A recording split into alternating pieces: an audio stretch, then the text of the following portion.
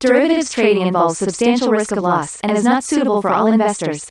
Past performance is not necessarily indicative of future results. So stressful. Roll time, right? Good God. I can't look at this, guys. Like, my strategy is you buy it and you hope that you got these pie. Yeah, but we all think you're crazy. You don't fight this. No way. The markets are freaking out and you don't think that anything is wrong? Come back tomorrow and I'll lose it all. Should be fun.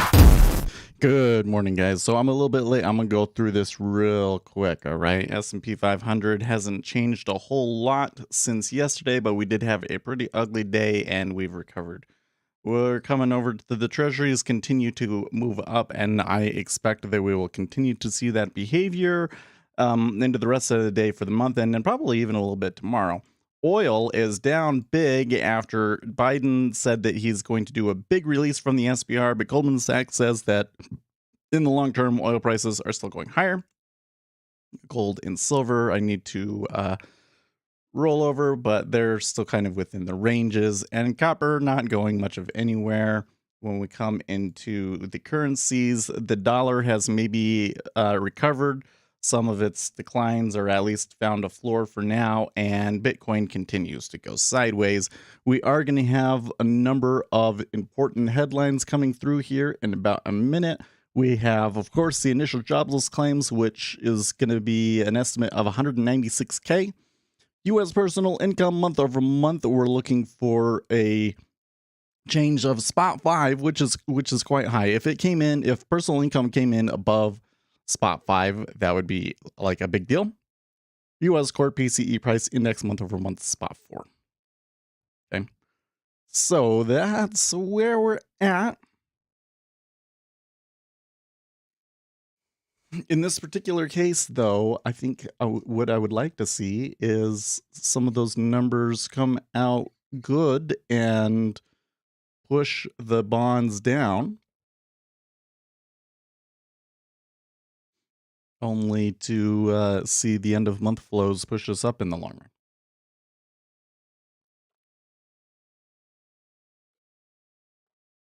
run.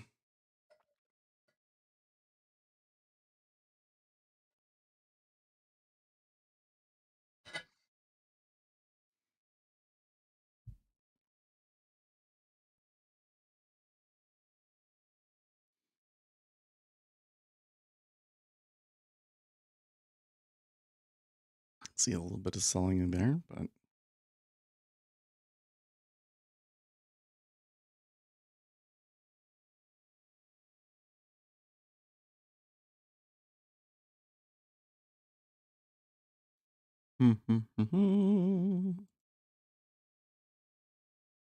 we're still waiting for the numbers here. Okay. U.S. initial jobless claims came out 202K versus 196K.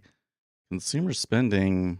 Okay, so consumer spending spot 2 versus spot 5. Personal income in line, spot 5 versus spot 5.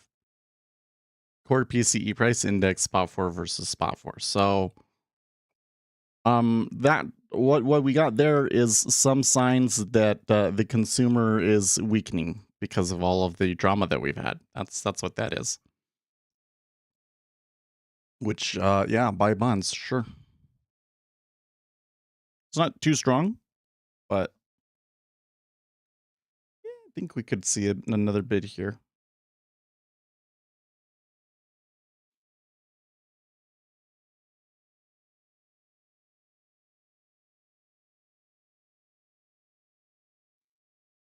So I'm really worried about just trying to hit into it, but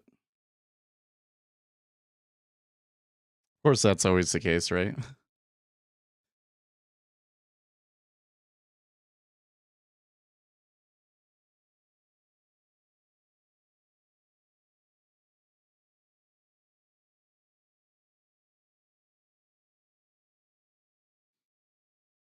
And the liquidity in the micros is just shot. I don't know if this is a good good moment to get involved. I think I'm gonna eat my oatmeal. I didn't have the chance to. I don't know why it took me so long this morning to get ready, but yeah. Let's just kind of let them do their thing here for a little bit and let the liquidity recover. And we keep an eye on the Twitter.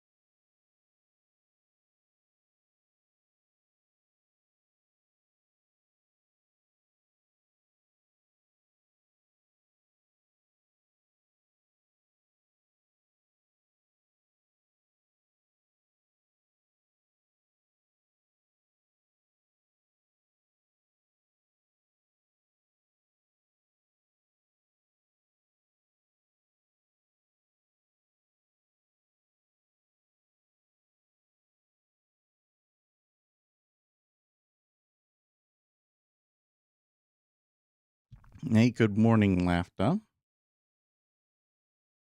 Well, they came back there pretty hard.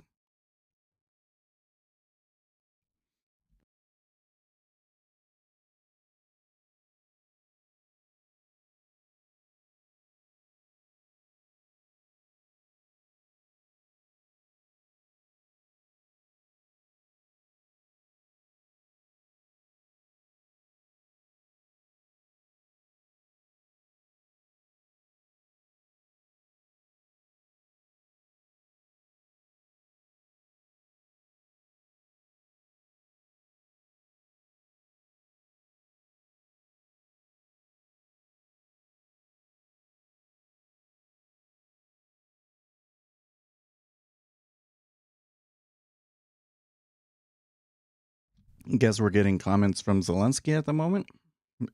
He's complaining about the no-fly zone right now. Mm, Interesting that there's only been 5 contracts traded over here. Oh, actually, they traded some at 326. That must have been before.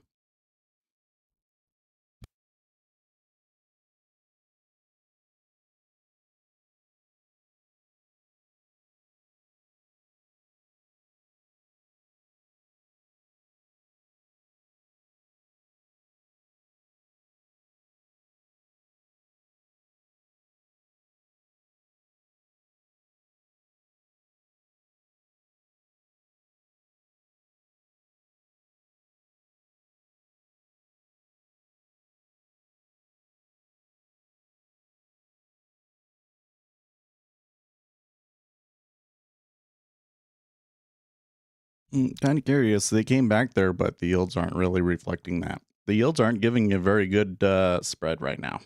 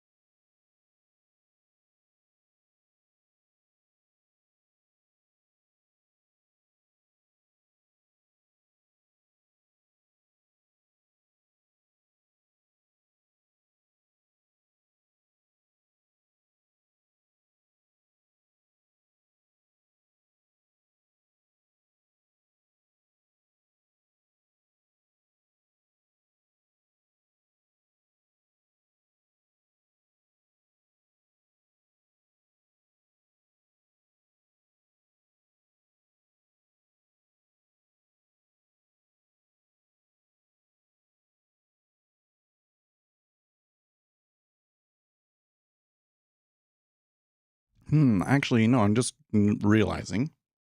Is there going to be more? I mean, I know it's the last day of the month. Let's roll over here. Let's just roll over and see.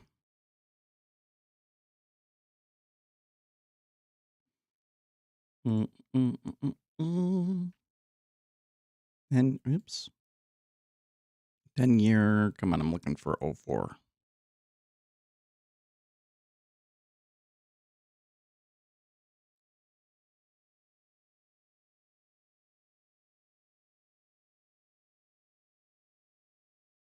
Year 04. There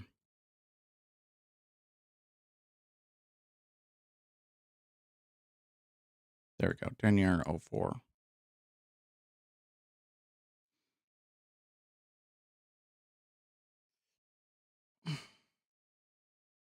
Well, the fact that I'm not getting anything and it's not updating yet kind of suggests that there's not much activity over there. Because Jigsaw needs like a actual level 2 update to do anything.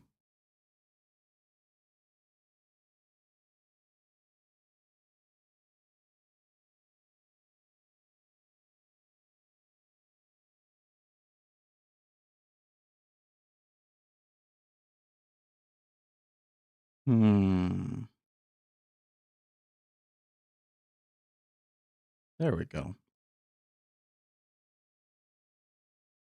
Yeah, so I see liquidity, actually like a wider array of liquidity over here in April, but looks like the robots aren't holding it.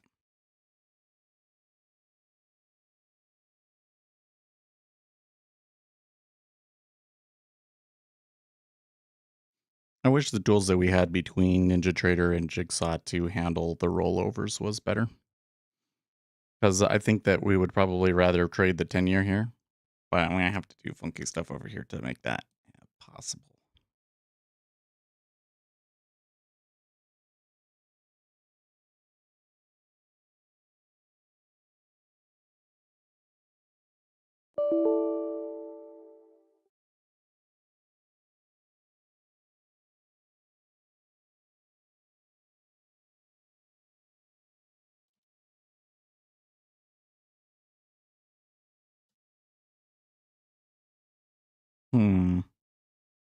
Nope, that didn't work. It didn't let me edit. Crap.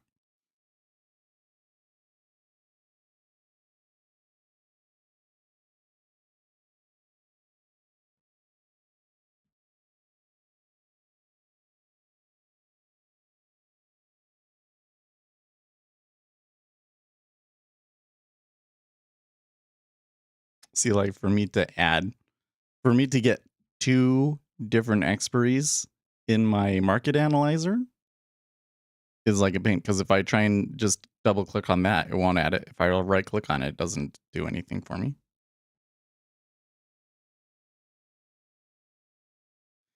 So what I'm going to have to do is come over here to a chart. And on this one, 10 YR 0322.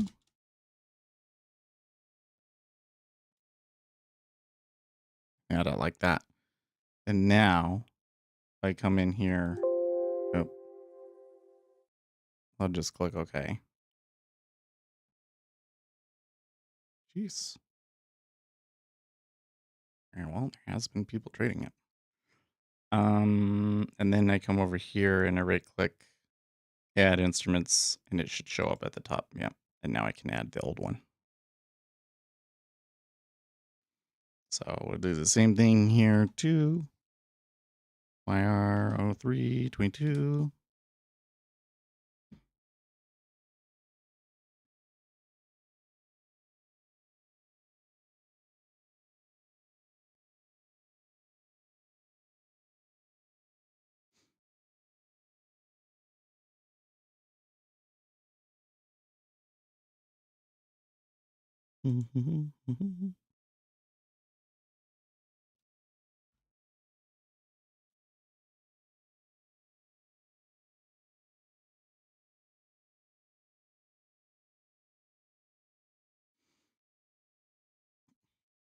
Okay, 2, 5, 10, and 30. 30.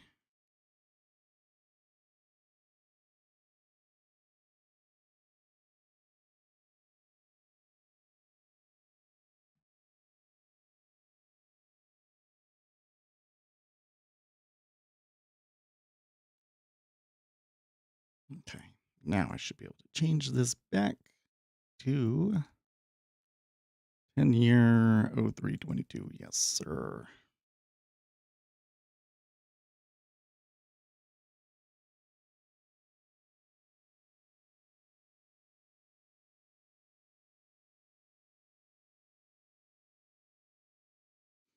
All right, and we got a much better spread here. Now we're getting some bearish action on the downside. I'm almost wondering if they're not gonna do some of the shenanigans they did yesterday.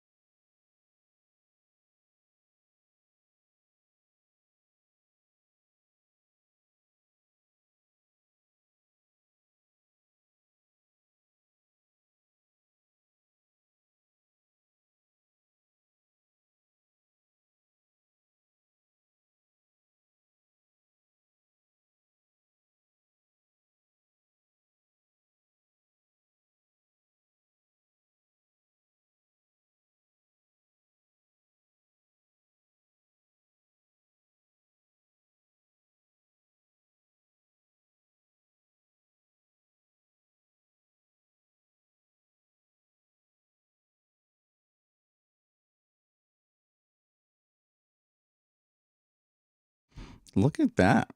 The bears here in the treasuries are making some uh, pretty significant victories here below the last swing low. We're not to like overnight lows yet, not even close. But it's very curious kind of action. I'm looking over here. I can see the S&P 500 had some movement off of that news, but not terribly significant. About 5 points down. Excuse me. I'm not really seeing anything else move like super significantly. So this move down at these lows in the treasuries seems a little suspicious to me.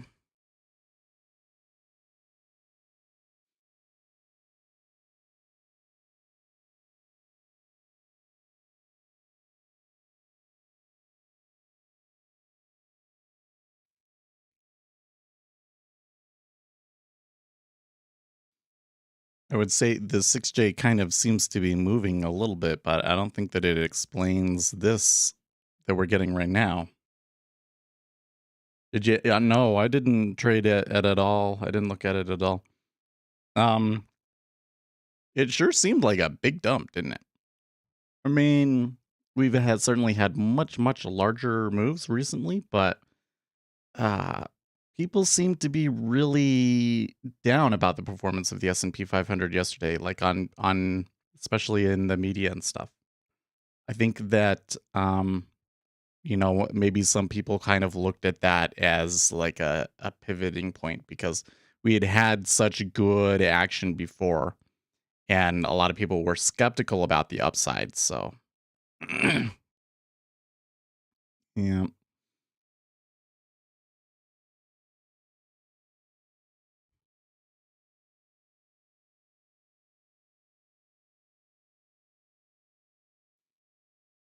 I don't know if we can really trade the micros too well today. The volume and the spreads are just awful.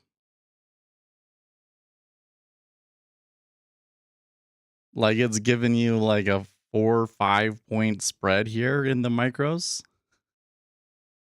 Like, okay.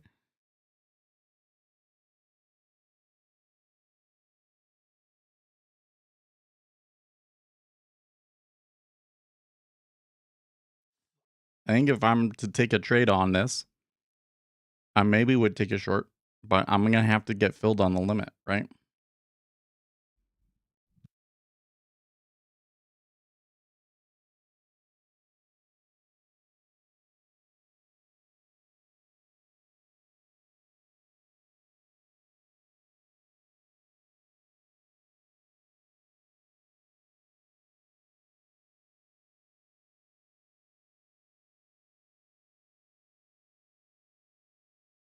Yeah. I noticed that the Russell was weak all day and finally moved the yes. It was like a grind down and then went back up. Drove mini crazy. Yeah. Well, okay. So the rebalancing at the end of the day in the S&P 500 there was, yeah, pretty crazy. But you know what? I really think that the key driver there, as is the key driver probably in the treasuries the past few days too, is the end of the month rebalancing. They have to sell equities and buy treasuries for their risk parity strategies. I think that that's what's going on. And so that would maybe explain why the price is able to recover so hard, because you've got a really consistent sell meta order sitting on there, and then as soon as it kind of gives up because they don't want to trade into the close per se, somebody comes in and buys, and that buy has a stronger impact.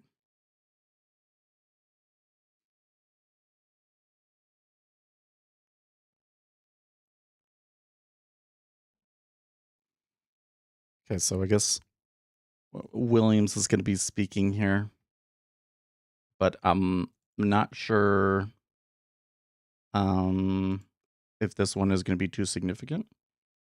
If we come in here to the detail, he's due to deliver opening remarks at a conference hosted by the Federal Reserve of New York. What is this conference, though?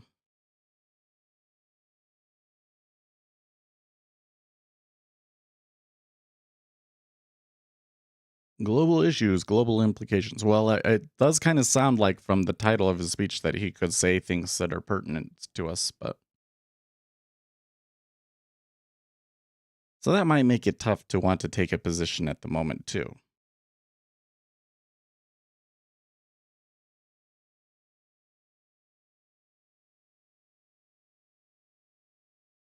Yeah, my portfolio yesterday, it wasn't too bad, but I've got a few small caps in there. So when you get days like that, it's brutal. And it's been frustrating because my portfolio, it's not tracking the S&P 500 at all. It's been doing this. I got like 7K is where I want to get to.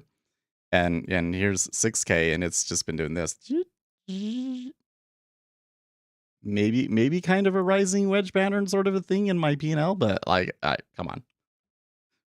I don't know if it's ever going to break out. And I have to have one stock really bust out probably for that to happen. Or for yields to steepen. Steepening yields would help.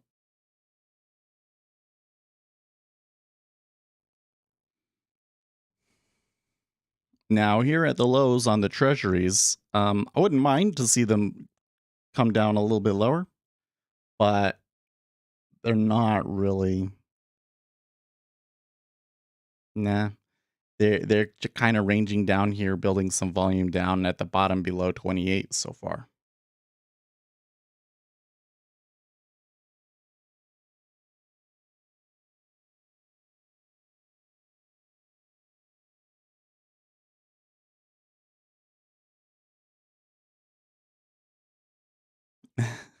Spot Gamma tweets current outlook, and then it just shows a picture of fog.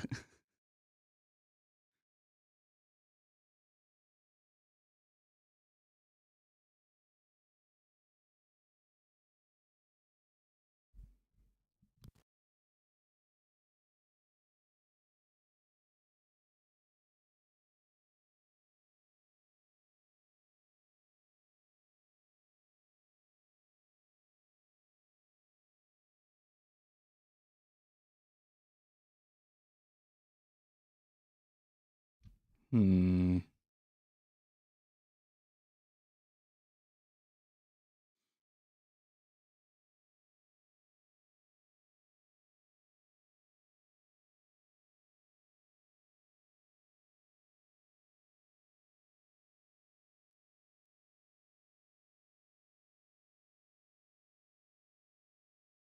Smooth is kind of across the board. In fact, maybe to some extent a little bit harder in the 30 year. Just a little bit. I can see the 2 and 5 seems to be flattening though. Okay, there's another new low. Well, not many has checked in today so far. Well, I was a little bit late. That didn't help. Hold on a second. I think the kids are here.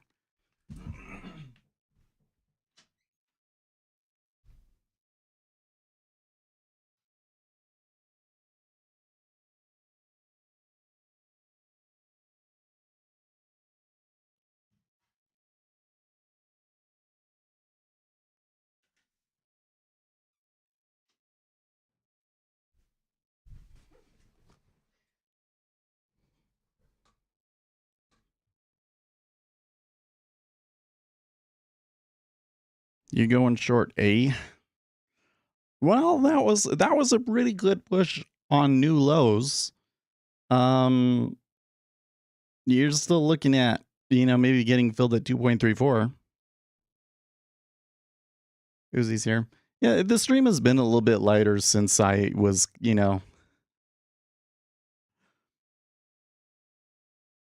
had some bad days.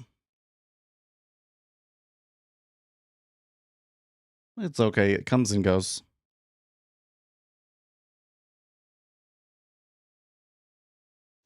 I hope the next week could just like completely break our channel, right?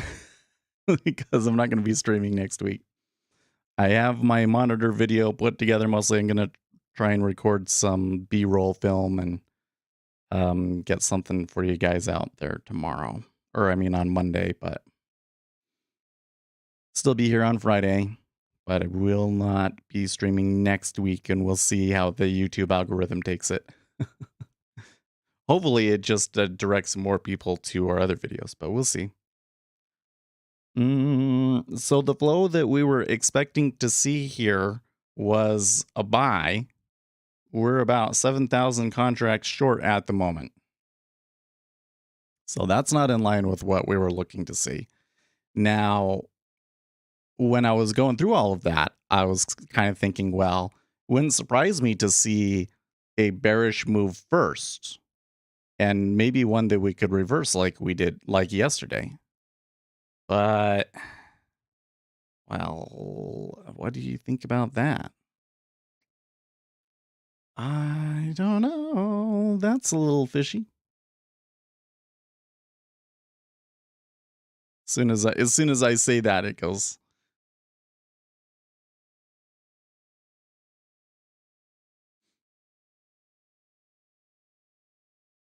That might have been a news-based move. I don't know. Somebody just hit it with like a 4K order there.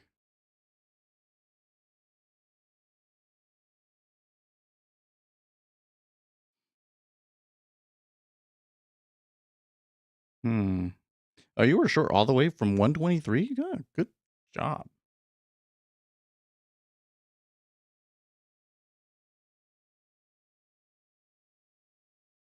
So I'm kind of sitting here watching for like, okay, do we get some sign that there's a decent buy meta order out there and that we're gonna swing back to the other side at some point? Well, that last little move would maybe kind of suggest that, but it makes me a little suspicious, right?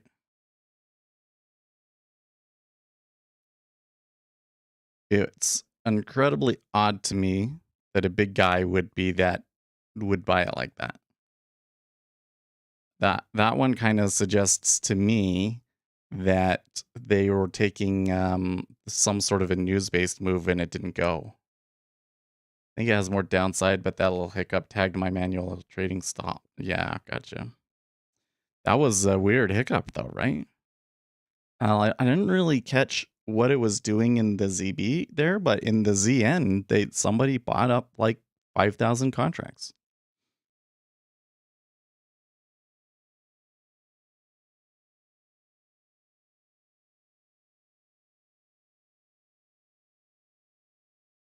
I've kind of been eyeing that 2.340 in the micro 10-year, but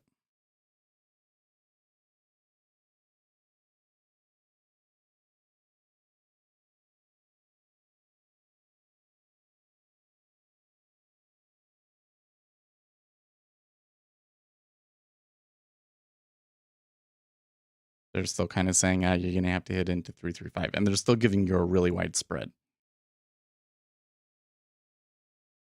Yeah, there's always some asshole out there buying thousands of contracts across 5 prices just to shake you out. In this context, though, it really doesn't make much sense, does it? In fact, I think in a trend like this, that sort of a thing can be a counter trend signal.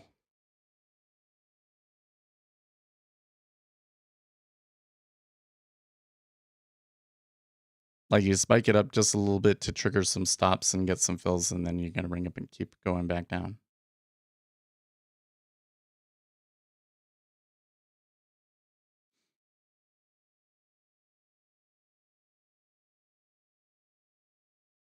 Well, S&P 500 is turning up.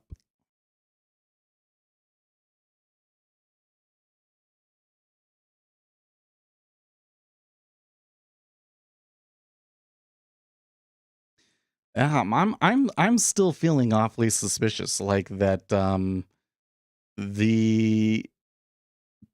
imbalances that we're expecting to see today, that there is some nuance. Our information is old, and that there's something else going on today. That's what I think this action is kind of suggesting to me.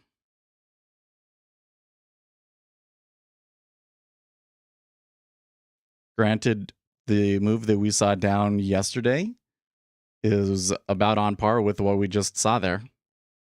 And that just very easily reversed, so. Yo, so how about that depleting the SBR strategy to the tune of 1 million barrels a day for months? Yeah, I don't know what they're thinking. It's real. You really gotta wonder, man. Like, this is like what, the 4th time now that they've decided to release from the SBR. I guess they went and they said, "Oh, well, you can't just do it one time. We need it to be more consistent. We need it to be more consistent." But the analysts, they say, like, man, I just wish that the White House would consult with people that actually know what they're effing talking about before they do these sorts of things. But I'm worried that what has happened is the Biden administration has basically burned any bridges with the business that they may have had. Then they are just relying completely upon the super liberal activist policymakers that they have on their team. Because we continue to see poor decision after poor decision despite his massive unpopularity, right? Another great example. I made a video about this yesterday on TikTok and I got a ton of views on it. So there's definitely interest out there in this. Joe Biden's tax plan, including a tax on unrealized capital gains. Like, are you freaking nuts? There's not a single person Like, I don't think there's a single person out there that is involved in the business world that would think that's a good idea.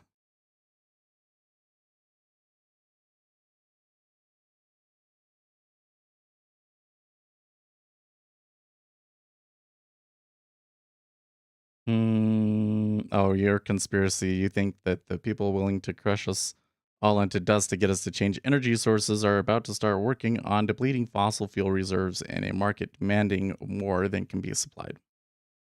One more. I don't know. I think that this is still largely to do with Saudi Arabia, you know, dragging their feet because they don't like the Biden administration. I really think it's that simple.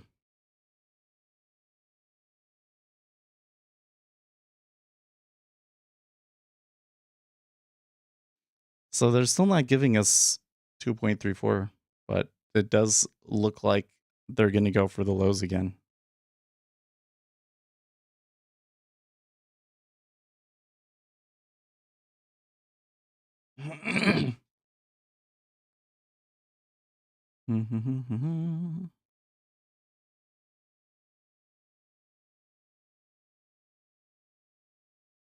Yeah, we can revisit the topic when the SBRs are drained and oil is 150 plus a barrel.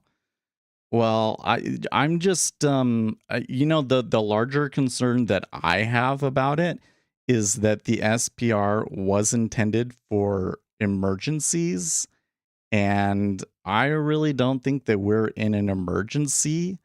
I think that the only emergency that we have is that Joe Biden is going to lose the midterm elections. That's not an emergency. And I'm a little concerned about the precedent that it sets. The only consolation that I think we get through this is that it has proven to be incredibly ineffective. I suspect that it will continue to be incredibly ineffective. And therefore, future presidents less likely to do it. But man, it sure just I think that there is a crisis of confidence in the Biden administration. What are they doing to address the concerns that they just don't know what they're doing? Or maybe it's not even that they don't know what they're doing, but that what they're doing is just they just have a really bad policy, you know? They're not. They're not doing a single freaking thing. They just continue to play to the activist left on everything. It's like which is really kind of crazy when you think about it. Like, okay, we're just talking about the midterm election here. Okay, what's gonna get you over the top in the midterm election? What's gonna save Democrats in the midterm election? And every choice that he makes ends up being playing to the activist wing of his party, right? I mean, if you are a vulnerable Democrat, you've got to be like panicking. You got to be out of your mind right now. Like, what are you gonna do? Because maybe there's nothing you can do, right? But then when you want to run for a second term, right? Yeah, you're not going to be able to get away with this like I'm a centrist sort of a thing. No way.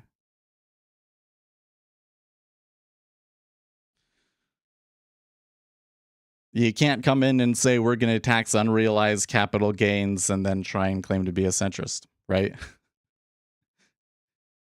And again, and like this is the thing is like I was saying in my TikTok, like the impact that large orders have on markets is incredibly consistent.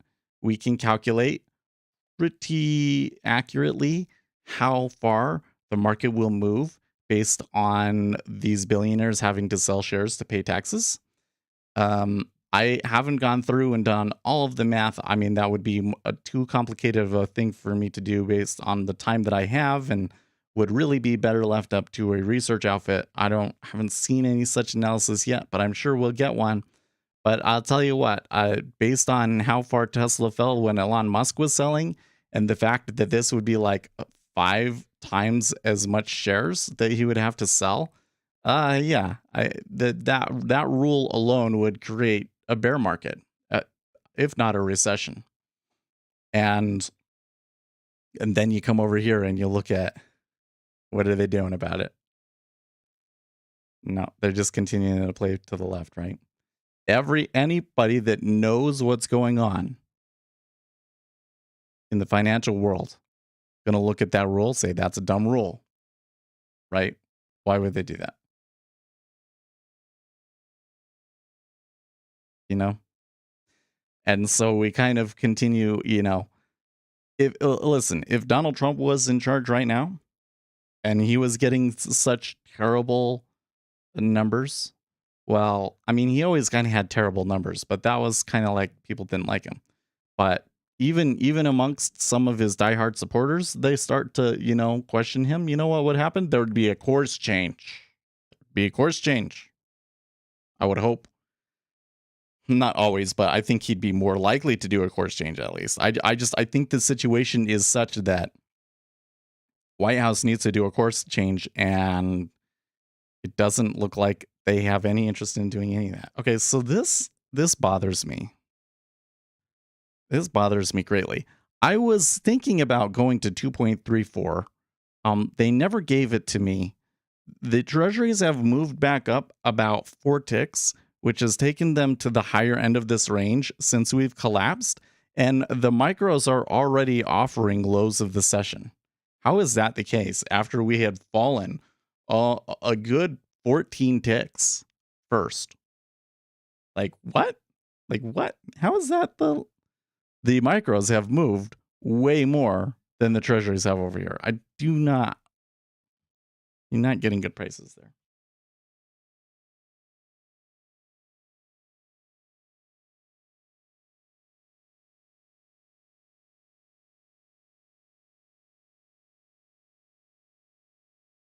Is kind of curious the way that they push down to those lows and then they're flipping around for sure.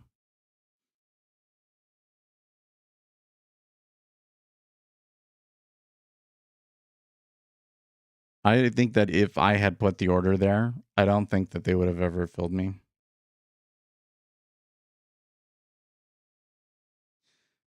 Clinton campaign and the DNC agree to pay the FEC $120,000 for lying? What? Wow.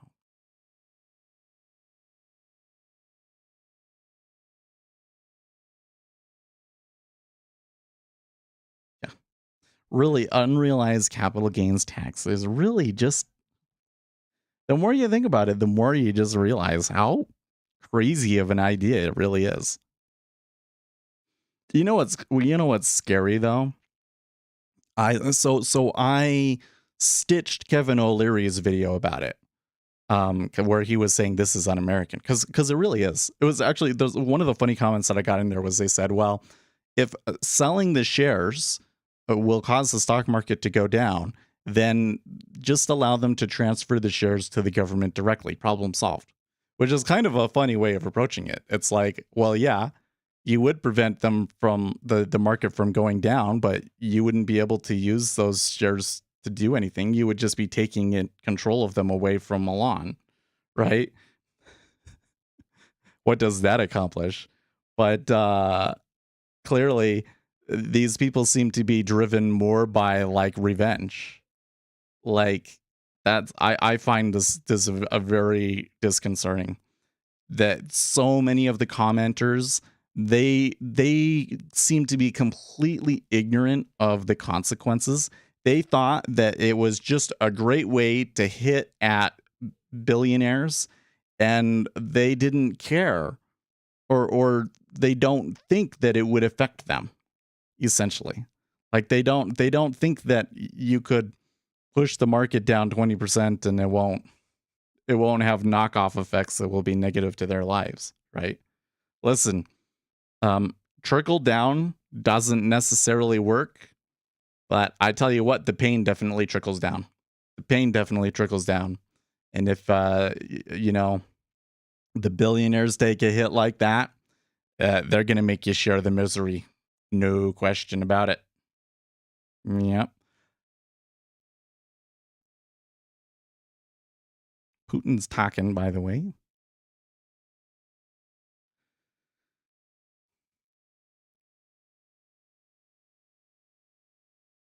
Is that what's causing the bid here? Hmm.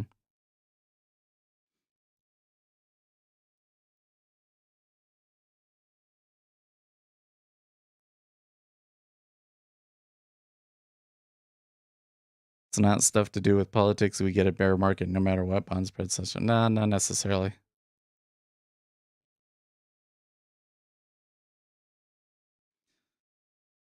If they are so desperate for tax revenues. Well, I mean, I think that's kind of the sad thing is that if you want to have a balanced budget, probably you do need to raise tax revenues because the government is spending a lot of money on things that it doesn't need to do. The military industrial complex is not as efficient as it should be, but in the end, we need to spend some money to maintain our, position in the world and stuff. Like we need to put some investment in there so that the government does need to spend some money. Um, I think that the market is moving off of what Putin is saying here. I am seeing oil move up pretty hard here in the last 5 minutes or so.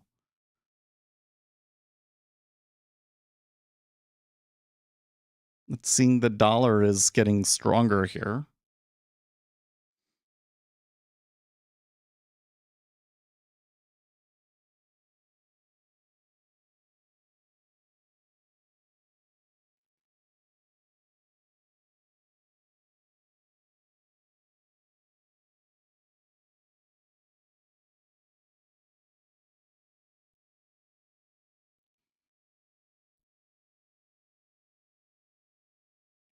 Okay. Oh, I see. So the reason we're getting the move that we are is that the Russian's president is saying that you will have to buy gas in rubles.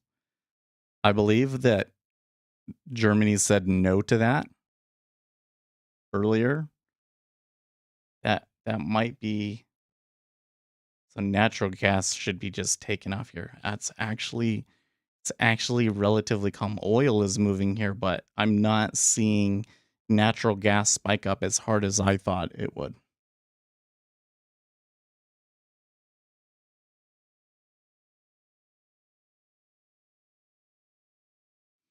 I'm not sure what you're talking about there, particular Keller.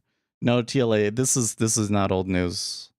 So there was like headlines earlier in the week about using gas and stuff, but what's happening right now is Putin is speaking on television and saying you have to buy our gas in rubles now. You have no choice. You have to open accounts and so forth. So I I think that's what is moving the market at the moment. And probably what you're seeing here is because oil is taking off here, and that's causing a bit of a bid here in the treasuries. That's all. I wouldn't consider it old news. Oh, Keller must be like way, way behind. Now we do something to lower prices and suddenly it's the opposite. But what he's doing isn't going to lower prices.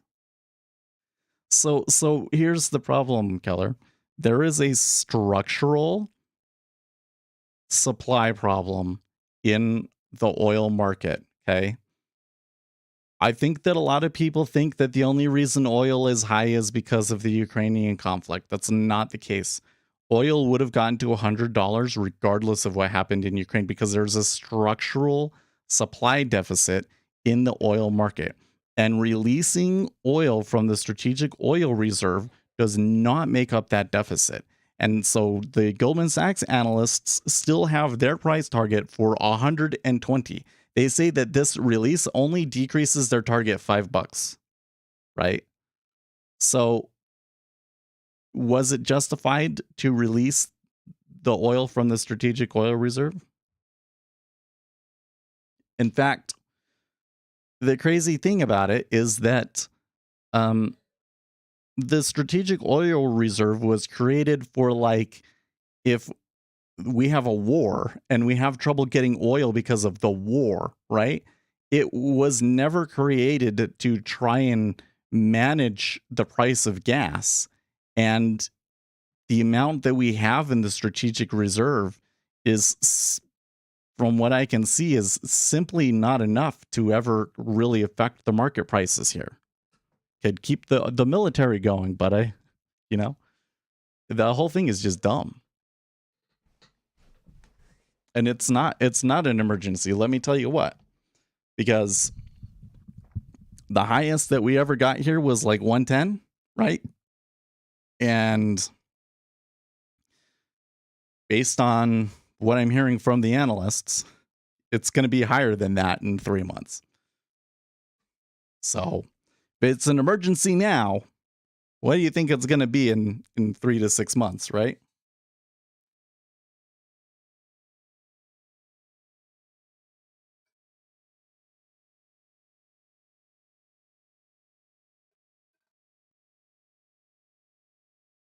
See, what's happening is some retard over at the White House that doesn't really have any clue what they're doing is saying, well, theoretically, if we increase the supply, yada, yada, yada, because they're not involved in the industry, because they don't have the math and the know-how and everything to really know what the impacts of all of these things are, they don't realize that, yeah, you are putting more supply on the market, but that it's just not nearly enough.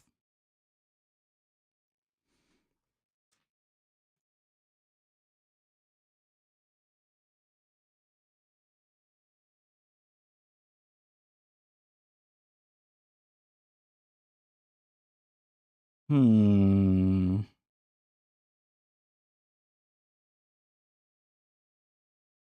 So I'm just kind of thinking here on the treasuries. I really don't want to hit into 2.325. I really wish that I was short from 2.34. And frankly, if I had gotten it, maybe I would just be getting out right now. I don't know. We did have a Fed speaker, right? But we didn't really get anything from him at the top of the hour. We may still get significant comments from him, though, so we should keep an eye out for that.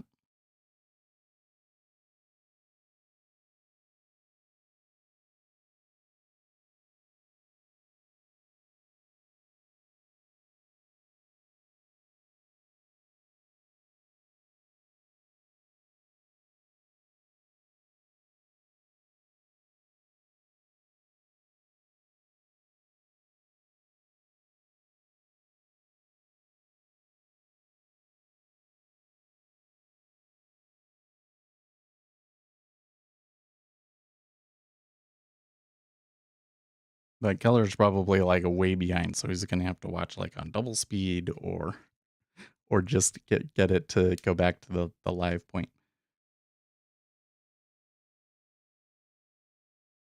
It's like Las Vegas and major drought. The governor shut access to the Colorado River nuts. Oh, okay. I'll release some water from the Hoover Dam. No, does not work. A dumb analogy to Brendan's energy policy.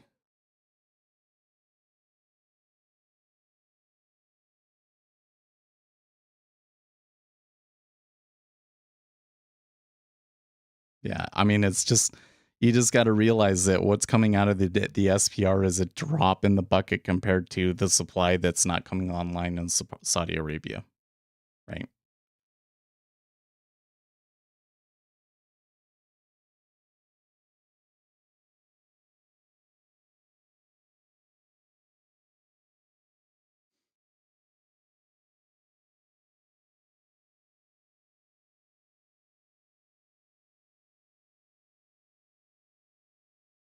Well, I should note that the 30-year is kind of chilling at its session point of control there. I mean, that's why the 10-year has come down the way that it is. It's not really following the the ZN as much. So that suggests somewhat flattening. Yep. Not a very good flattening either. 2 and 10 seems like it hasn't changed as much, but it flattened a bit too.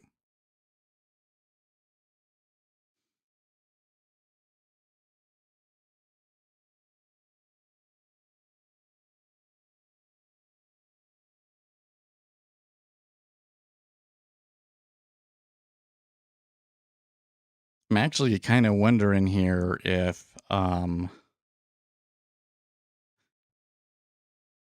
they don't slump back.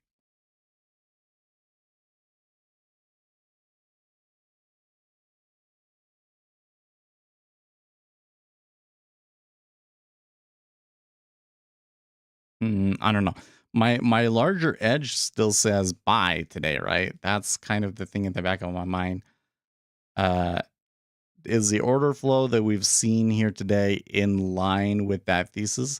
I'm not going to say that it directly contradicts it, but I'm having a hard time finding supporting evidence for it, you know? Could just be that because of the rollover and I know that the 10-year the major ones don't roll over, but the micros are rolling over and stuff. Maybe today just isn't a good trade. I don't know.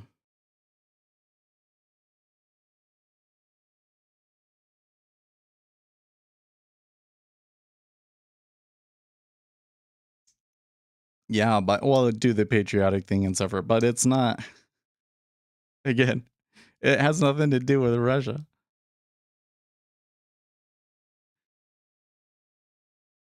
Why is this happening?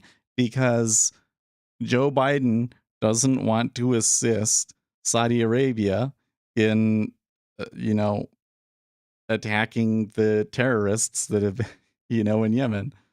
So really seriously, like that's really what it all comes down to, is that he doesn't want to continue supplying Saudi Arabia in their battle against insurgents in Yemen.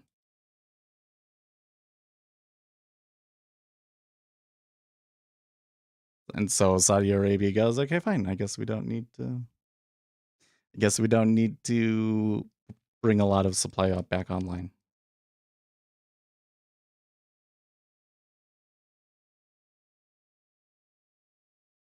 And then on top of that, you make it hard to do any kind of oil exploration in the United States. Yep.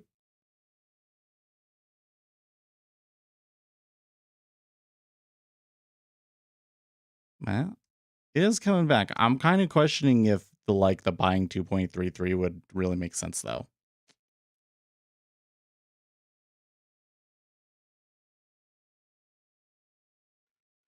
Yeah.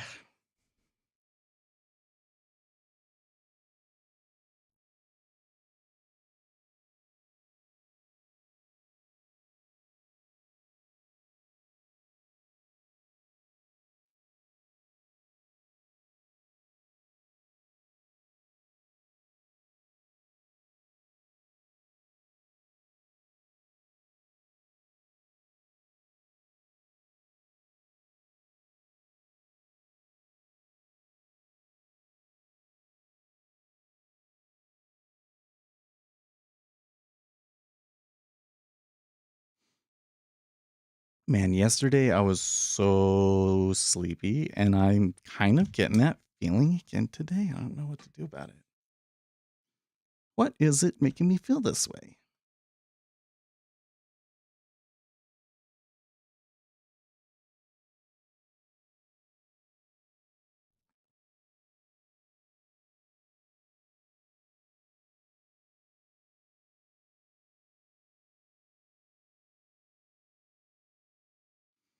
Now I'm seeing natural gas start to move. French ministers saying that they're not gonna do it. They're not gonna pay in rubles, basically.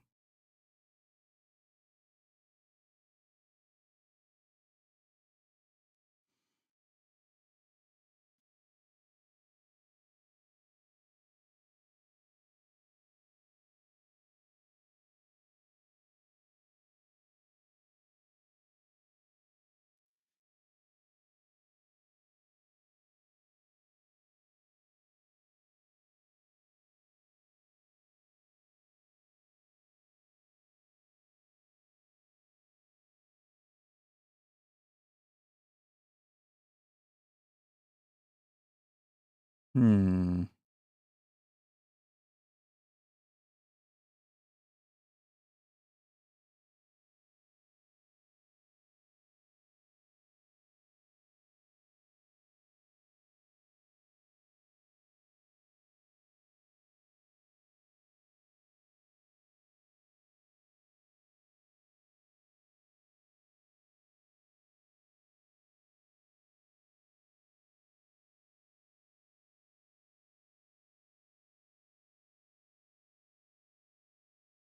You think it's about to blow? Sure seems like it should be going more than it is, don't you think?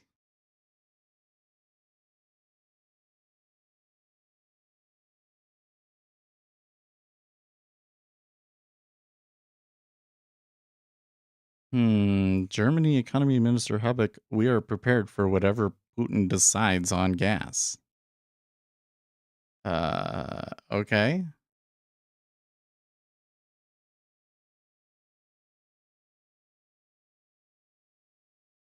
I don't know about that. So if I think it's going to go lower than that, 2.33 would be great.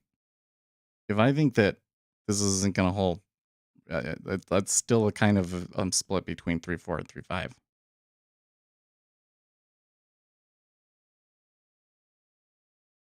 But the volume here is looks generally well. I think that if I don't put an order there, I'm probably not going to get.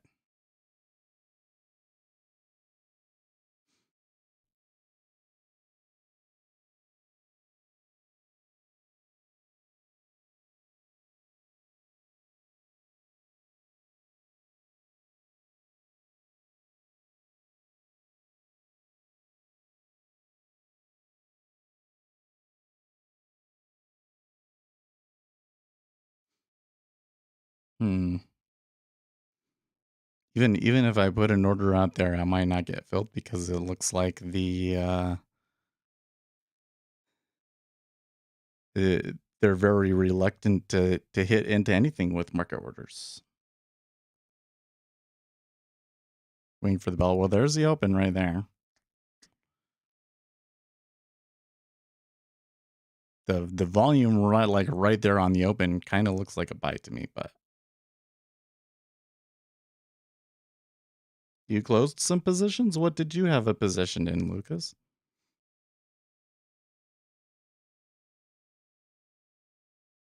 It's kind of been a tricky range bound trade here today. Like yesterday, it was like, this is, or it was a range and it was awful. Today, like stuff's happening, but it's just like not. Oh, I don't know if I like that downtick.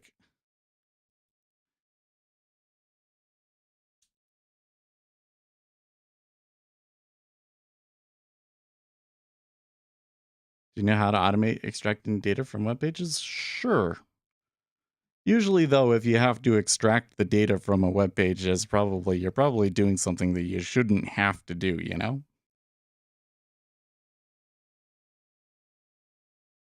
Hmm. Interesting. See, I've been sitting here looking for an opportunity to go short rates, and now it's starting to give me the prices that I wanted, but the action doesn't seem to be supportive of my overall thesis for the day. At least not yet. I would say that in the 10-year we did see a pretty steady amount of buying through that whole rise and then fall back down to lows, right? Does look like, I guess we could say that 3.25 or 3.3 would have been an okay trade. Indexes look weak. The volume is, they still haven't sorted things out volume wise over there in the DES. So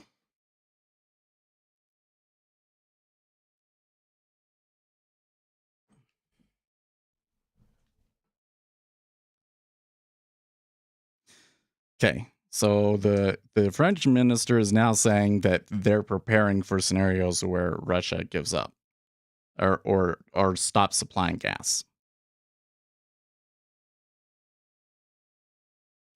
I don't know if it's like the market doesn't believe Putin, but I feel like that this should be like a clear just buy natural gas. I'm not going to go over and do it because that thing's crazy, but I think you're going to see natural gas jump. Well, they're starting to take off now.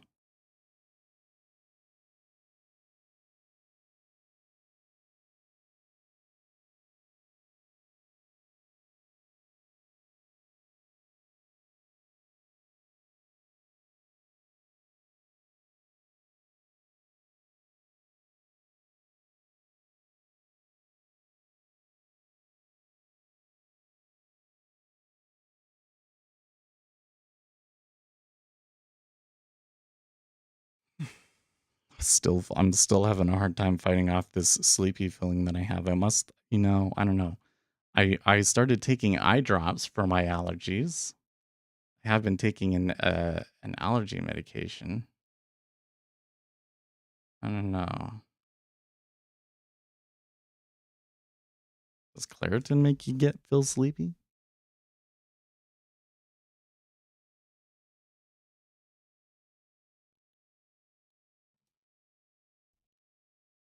Sleepiness could be the Claritin.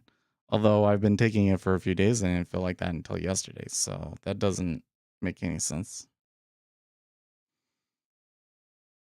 I do feel a little sleepy. I'm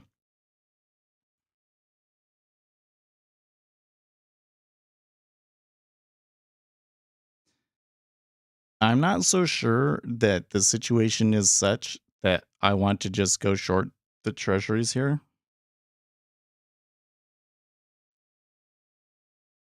I mean, that's the way that it's been going, though. Certainly, if I was going to go short, I think I would definitely want better price.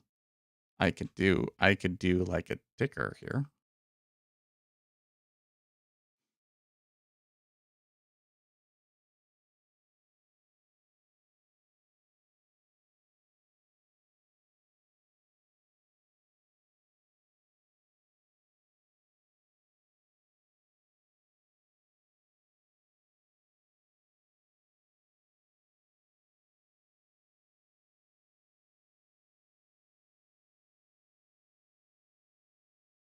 Oh, that's right. We got Chicago PMI. So remember, Chicago PMI releases early.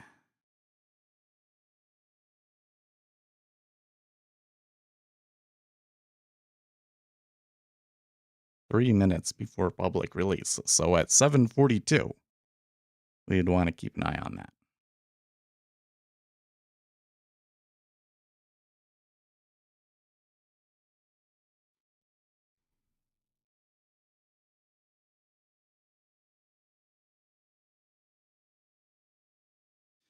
Maybe do it there at 27.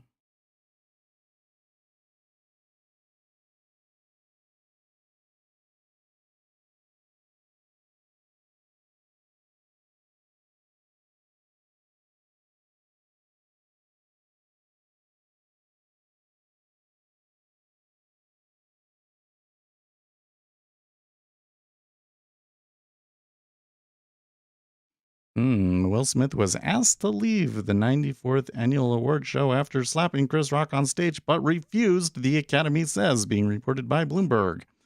Breaking news, guys. Will Smith, I am.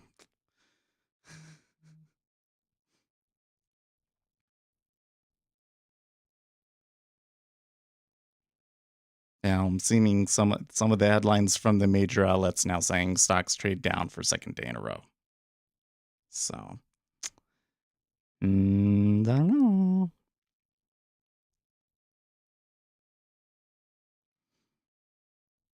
I feel like 2.34 is a real gamble here.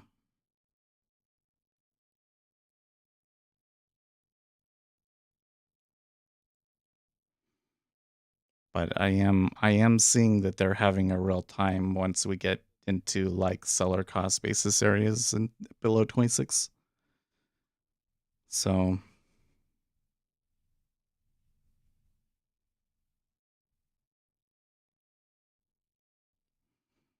a few people have been filled at 2.34.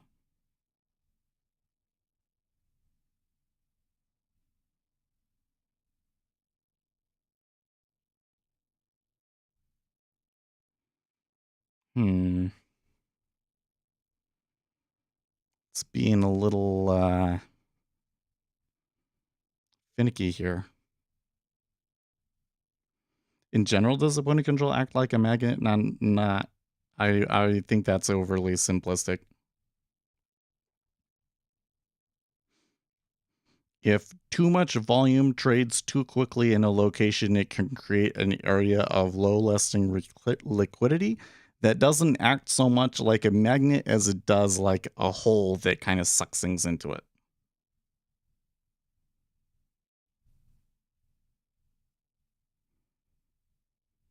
right? So when you think of a magnet, you think it's something that's actively pulling things to it, but that's not it. It's the opposite. It's a hull that passively pulls things into it because it requires more. It makes it what the net effect is that it will require a stronger impulse to get out of the hole. But just because it's the point of control doesn't mean that that's going to happen.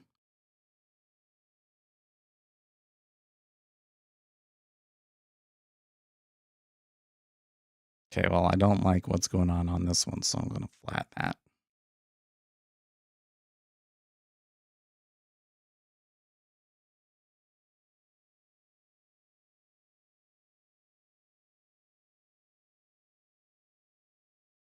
But you get this sort of thing like what can happen is you have a point of control. They will eventually fill the point of control in and move away from it. And then maybe later they come back to it and people say, well, the point of control is a magnet. And they expect the point of control to continue to behave in the way that it was. But it's not going to do that unless you see another large transaction there that creates the low resting liquidity, right?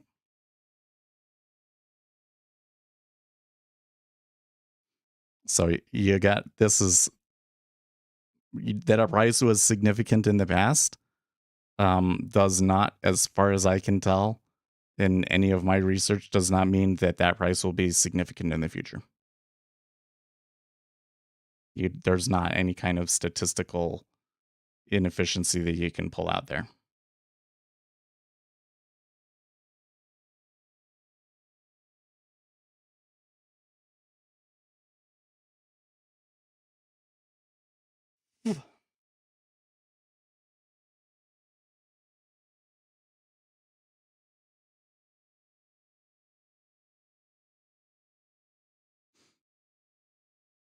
He's a YouTuber, not a trader. You talking about me? You bad mouthing me over there, TLA. I have to say, I'm a pretty poor YouTuber. I may be better at it than many others, but in the larger picture,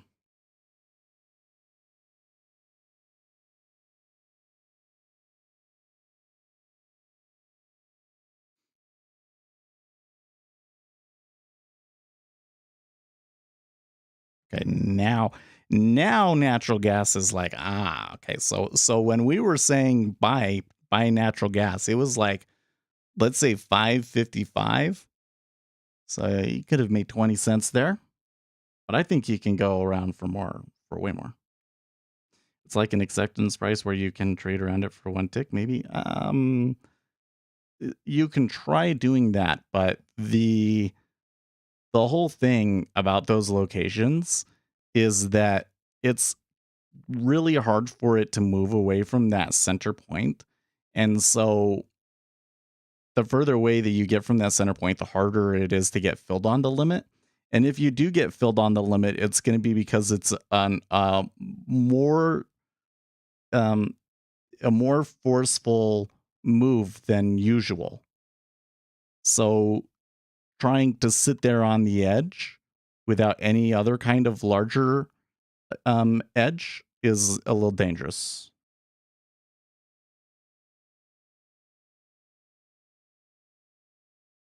Somebody getting owned chasing meme stock? Yeah, probably. Okay, so the polling that we're seeing here is because of that Chicago PMI. Now, that's a little weird because the 10-year kind of came down there, but the others didn't.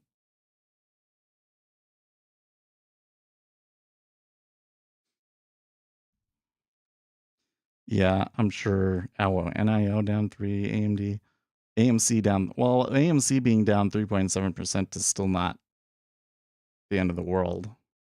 It will be the second down day. It's like when they get below the low of the day on that really huge up day, that's when yes, you're gonna start to see chaos, right? Well, not chaos, but it's gonna look terrible, right?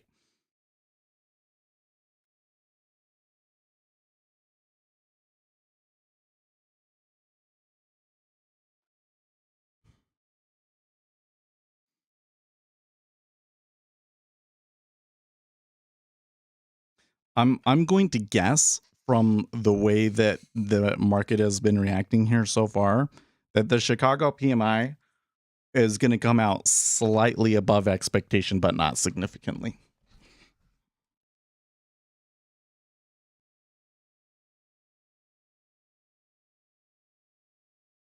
Because just remember, the subscribers have that number already. That's why the liquidity here completely pulled.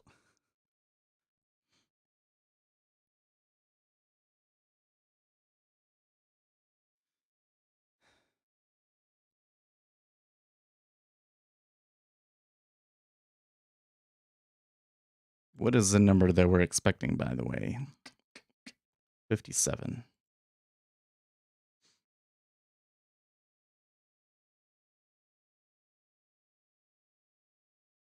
Okay, they stacked the liquidity back on. That's kind of odd.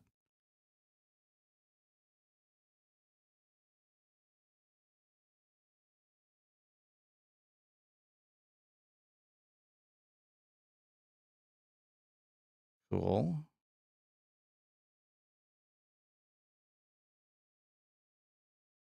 The headline I was just hearing was confirmation that Russian troops were leaving Chernobyl power plant. So that's good.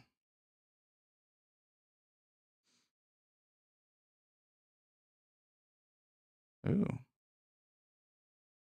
62.9 versus 57. So the movement that we've seen here in the treasuries seems to be completely uncorrelated to the PMI. I mean, that's good. That would tend to purport maybe lower rates, but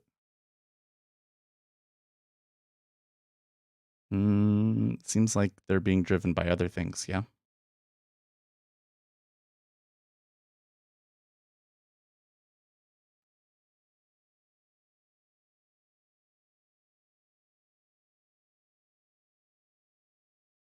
That uptick at 26 kind of starts to look significant, but then it doesn't hold it.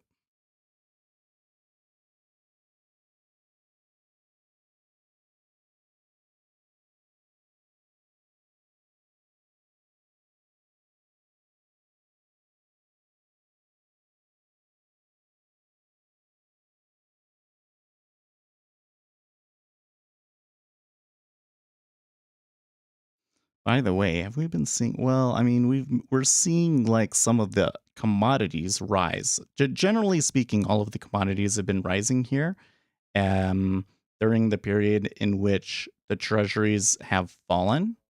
But I'm not seeing correlations necessarily with like, well, I guess with the dollar, but not like with the yen, for instance.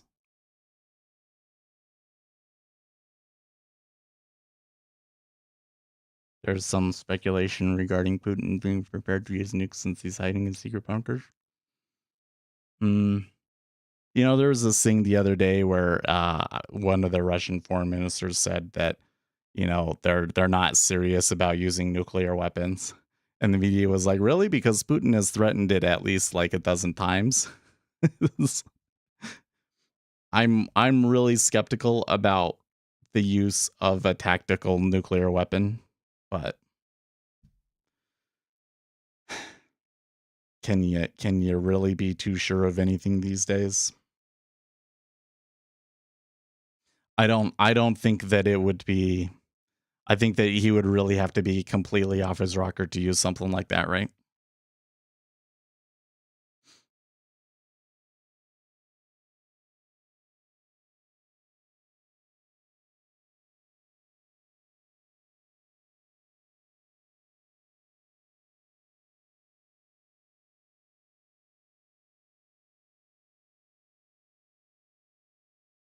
If he did, it probably would mean World War III. I don't know.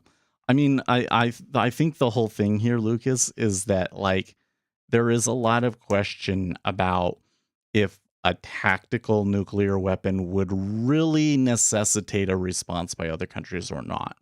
It's a real fuzzy zone there, right?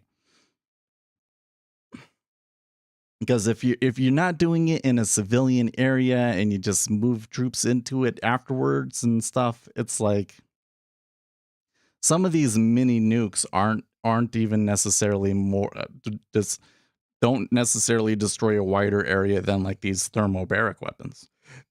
And I think that we have pretty decent indications that they have been using thermobaric weapons. What is a tactical nuke? Okay, so a tactical nuke is a much smaller nuclear weapon that would be used to clear troops out of an area, and then you would move your own troops into that area quickly thereafter. So if you go back and you watch the nuclear reels, there's a lot of the video footage that we have comes from when they were doing the tactical nuke tests sort of thing. So they would hit a bomb off, and then they would have all of their soldiers with the gas masks on and everything so that they don't get radiation into their lungs. And they would walk into the area to see how well that worked, essentially. And they did drills with troops. So there's still nuclear fallout, but the nuclear fallout is less. And the thing that you have to remember about nuclear fallout is that nuclear fallout from a nuclear weapon actually subsides very quickly. These are very high energy particles that lose all of their radioactivity after a few days. So if there is a nuclear strike in the area in which you live, I've studied way too much about nuclear stuff. I find it so fascinating. If there is a nuclear attack in your area, and your house doesn't get just completely blown away, okay, like your house is intact and you survived the blast, like you felt the blast, but it didn't destroy your house per se, right? You should go inside, turn the AC off, like anything that would bringing in outside air, and just chill in your house, because it's those particles floating in the air and then getting into your lungs and becoming incorporated into your body that is like the truly dangerous thing. If you're able to stay inside for like 3 to 5 days, and the vast majority of the nuclear fallout is gone and the risks to you are gone. So from a tactical nuke perspective, there's kind of this idea that, yeah, you would be sending radiation up into the atmosphere, but that in the right situation, it would be like an acceptable risk or something like that, right? That's kind of the idea behind a tactical nuke. So there's some question as to whether the use of a tactical nuke would really trigger like the doomsday scenario where everybody shoots their nuclear weapons and stuff like that, right? But quite frankly, back when it was the Cold War, there was a lot of, hey, if they shot a nuclear weapon at us, would we really actually shoot back? Because a lot of people are just too afraid to do that.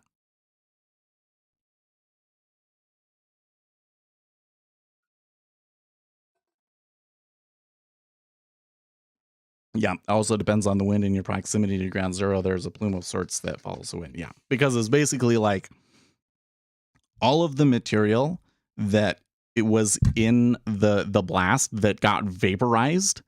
That's the stuff that becomes irradiated and blows everywhere, right? Could be the case that there could have been a nuclear blast relatively close to you, but because you're on the other side of the wind, you don't really have to worry too much about it. But like that's also is like they did all of these nuclear tests and above ground, and that spread radiation to like the Midwest and stuff, and like we never really knew it. So you get what I mean?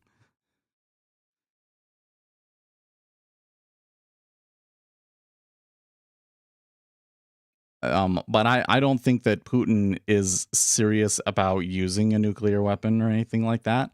I just think that he is trying to use that gray zone for tactical nukes to try and scare people, right?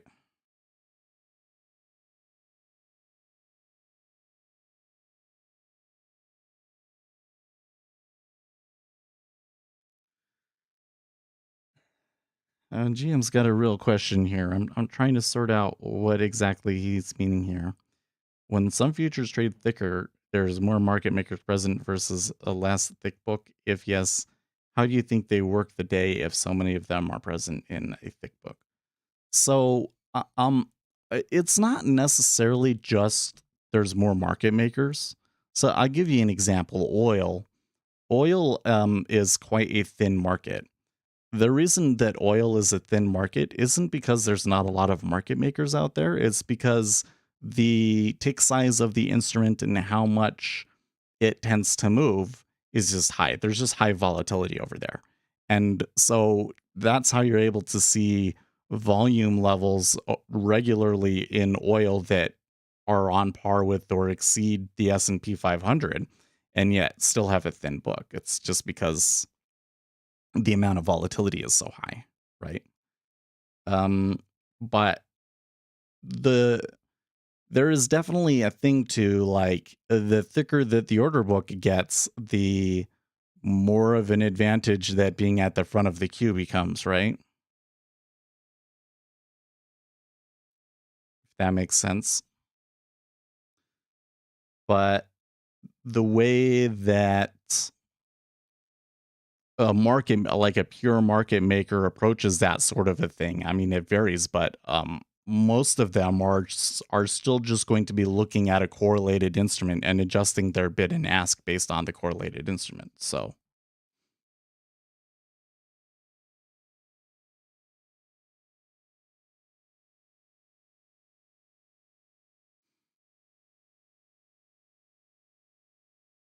yeah, you're correct that if you're not close enough to the immediate radiation effects, it is what you breathe and ingest that will be your downfall. Yeah.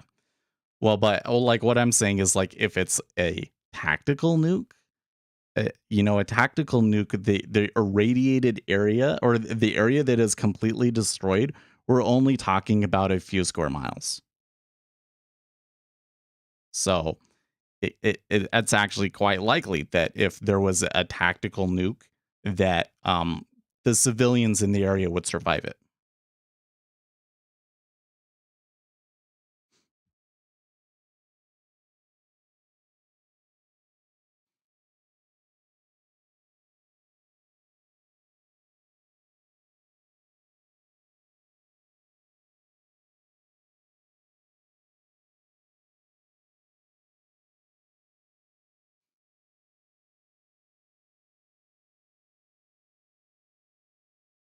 Hmm. Like I'll give you another example. One of the more famous tactical nuclear weapons that they developed was something that would be fired by artillery, right? So it just kind of gives you the idea. These are much smaller in scale compared to these doomsday weapons that the U.S. and Russia were battling with each other to see how big they could make them. And you know, I hear rumors that the U.S. developed a weapon that theoretically the blast radius would be the height of the entire atmosphere. And so they basically maxed out the amount of damage that you could create from a nuclear weapon because bigger than that, the blast would be going into space and it wouldn't create a bigger shockwave. But then you get into all of the other weird things like go and put a satellite in space and have a nuclear weapon that has a shield on one side so that when you do the blast, holy shit, what was that? Anyways, and then the blast is like is focused into like a ray beam. Things like there's weird stuff like that. Okay. Well, I don't know what that was about, but I did not like it.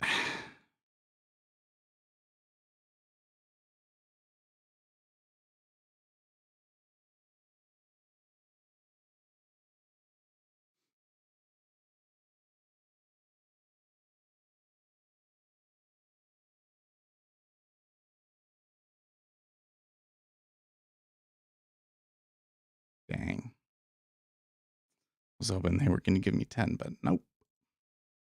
So what was the max that I got on that? 7 and 10. It wasn't a terrible trade. Wasn't a terrible trade. Well, that sound was because I had a LinkedIn up.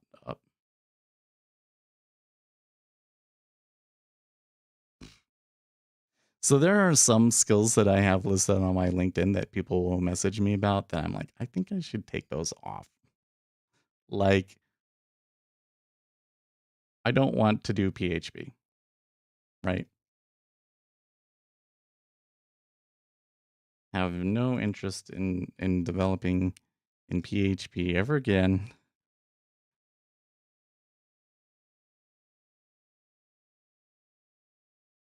Delete skill.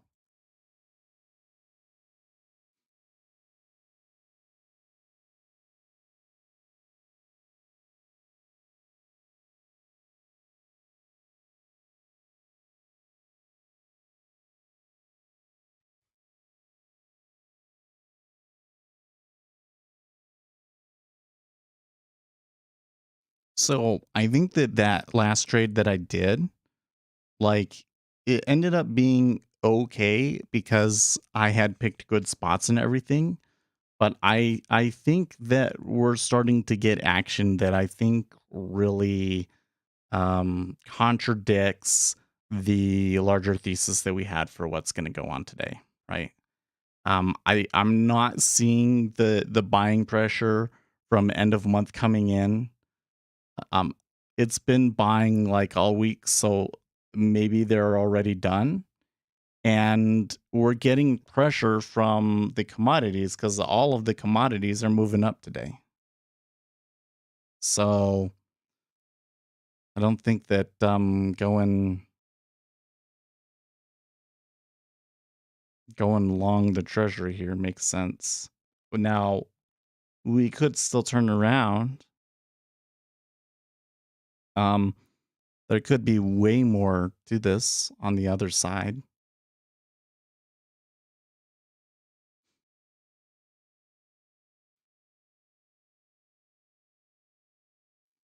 Well, how much volume has this been so far? That last push down was about 5,000 contracts sold. That's probably going to create a little bit of a liquidity hole behind them. They're probably going to come back here a bit.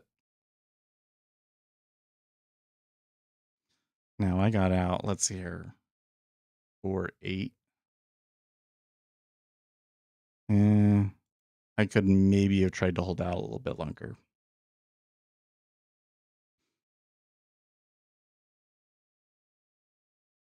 It would have been risky though, and so far it's not suggesting that you'd get paid for that risk.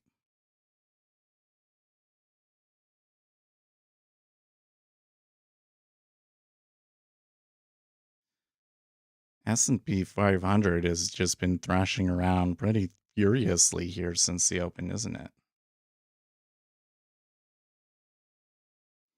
Bitcoin taking a bit of a dive here.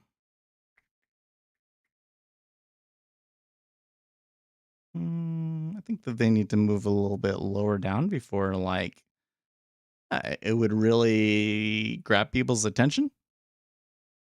But they're struggling today in Bitcoin.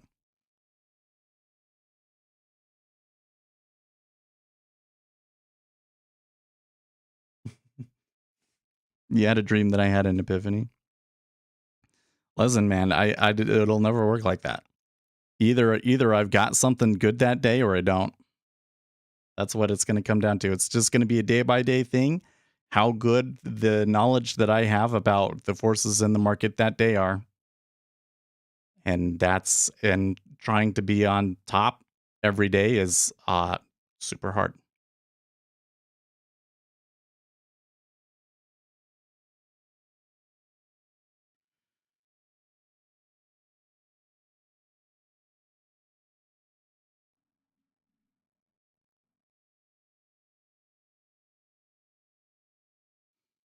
I'm really questioning myself on if we get a move back to maybe 3.4, or maybe I could get filled at 3.45. Does it make sense to try and take the trade there? I don't think that 3.45 makes sense because the way that we fell through there and everything kind of means it's a little bit more likely that they come back up to 25 in the treasury.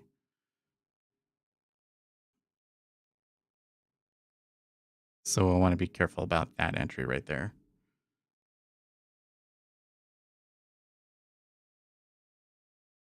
Notice how the market is setting off flash bombs in different markets. Traders run to them. Distractions are happening. I don't know. The thing is that I think that what's going on here in this instance, the largest move, the move that seems to be like a real move here, is that commodities are moving up after Putin's comments that Europeans are going to have to pay for natural gas and rubles, and then the ministers coming out and saying that they will not do that.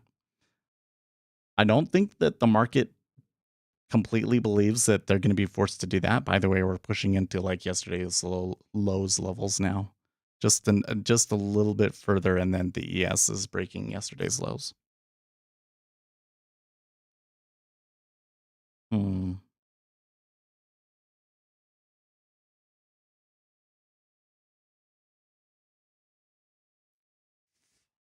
Anyways, so I think that this was kind of a sort of an instance where the news was not delivered to the entire market all at once. The headline kind of slipped under the radar, right? And seems like that the market has kind of slowly been trying to decide if it's really a big deal or not. And I do think that that's what the treasuries are reacting to, but it's hard to say for sure, you know? And it's just that's why I think you're seeing a little bit of randomness. Now here in the treasury, I'm not quite sure what the deal is with all of that, but I think that what we might have seen there was that earlier on somebody bought a bunch, right, and spiked the price up, and then that time when it pushed a new low, they you saw a similar move the other way. So I think that there might be somebody out there with too much money that doesn't know what they're doing, and moved the market like that, and maybe that's why we pushed down the way that we did. That's my best theory on that one. The way most traders trade is they set up a trade and that trade ends up working, and after it does, they tell themselves their own story on why it worked out without realizing it was luck. Well, to a large extent, most of what retail traders are doing is just noise, right?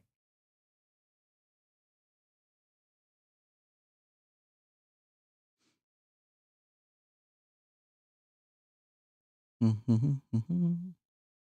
that's what I'm saying. It's like when I really have an edge, it really goes my way, and I'll win every time, and the winners that I catch are really big, right? So I think that you can say that when I have the edge, there's definitely an edge to it, right?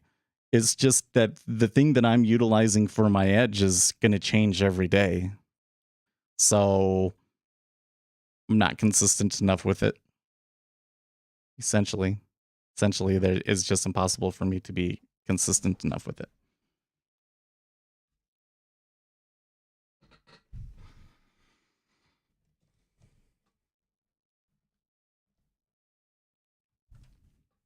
In this case, though, even if I make a good trade off of from here on out, maybe I end up catching a 50-point winner, 50 tick winner, and make $40 on the day. Okay, that would be really good, right?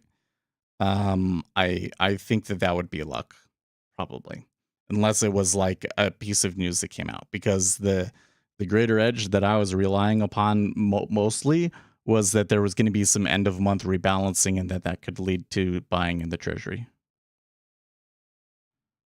Okay.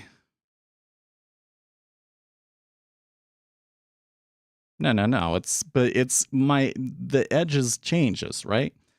Like I'm not looking for some technical pattern. I mean, I will utilize that information to interpret what is going on.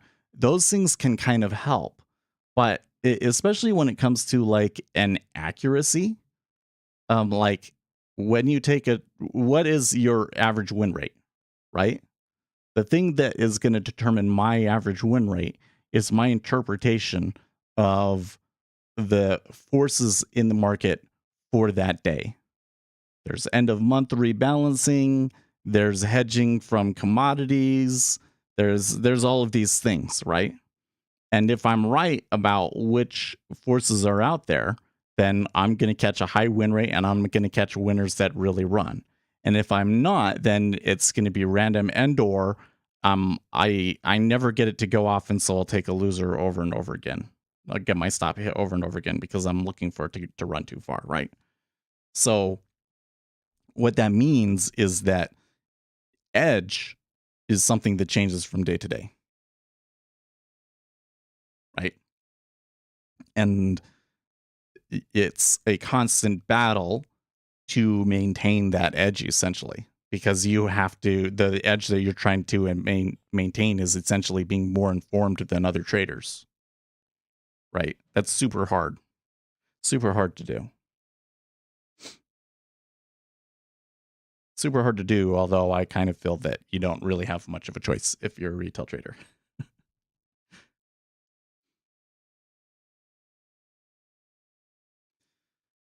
Okay, so kind of come back. If I had held that trade that I had before, I think I would have scratched it here. But I don't know if the risk of holding that for it to revert back would really have been worth it. That's why following a lot of markets helps with it. Yeah, probably. It requires a lot more risk to follow a lot of markets, though, unfortunately. Because for sure, if we were willing to trade multiple markets, then I think we would have turned around and bought natural gas and be pretty happy with the win that we got from it, huh?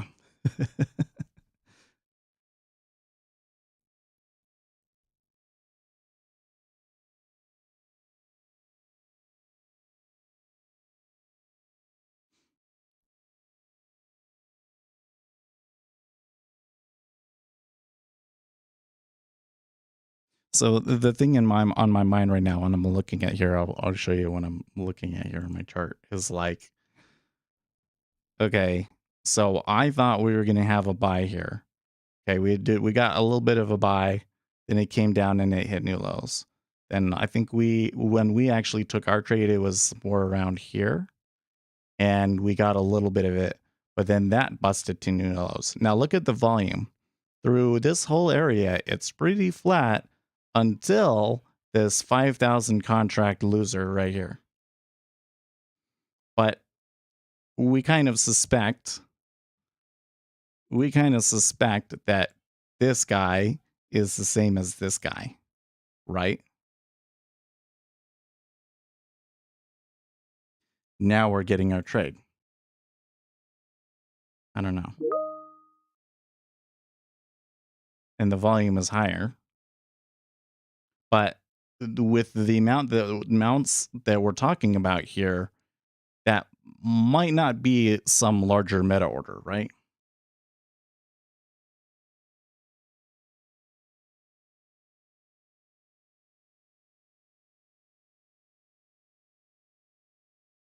This week I had 4 sim trades go within a few ticks of my target, only to see them turn around and stop down. Well, I had that with that first one that I did. What indicator is that? Oh, that I was circling. That's the cumulative delta. So that's market buys versus market sells. So here you can see somebody bought 5,000 contracts all at once here, and then when they went to new lows, they puked them all. So what do you think? And they're roughly the same size and kind of.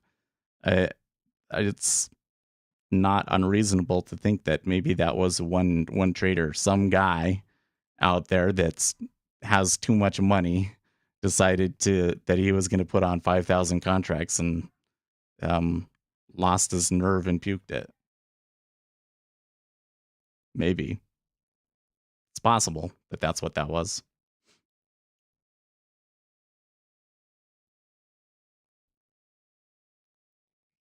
But you see, like, besides him puking out on the new lows, the volume is still largely long. It's just, it's not enough for me to be like, oh, there's definitely something going on, right? It could all just be noise. I could just be chasing noise.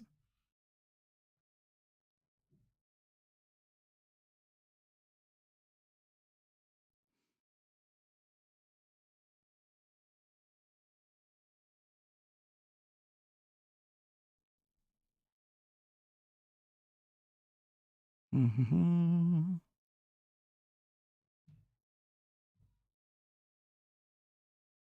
You think you would get out all at once or the risk? Well, it does kind of the way that's the thing is that when we saw that initial buy, we were like, what the hell? What the heck? What is this guy doing? It was very odd. So I'd say in today's markets, that's probably not the case. I don't think that most traders moving that size trade outright. Well, yeah, exactly. Like the order doesn't seem to make much sense to me. But neither of those seem to make much sense to me. But I find it curious that they were roughly the same size, that they were opposite directions, and that the second one of it happened when we broke to new lows. It could be somebody really big that is just executing extremely inefficiently for some reason. And we shouldn't rule out the possibility that there are people out there with too much money that don't know what they're doing. Right?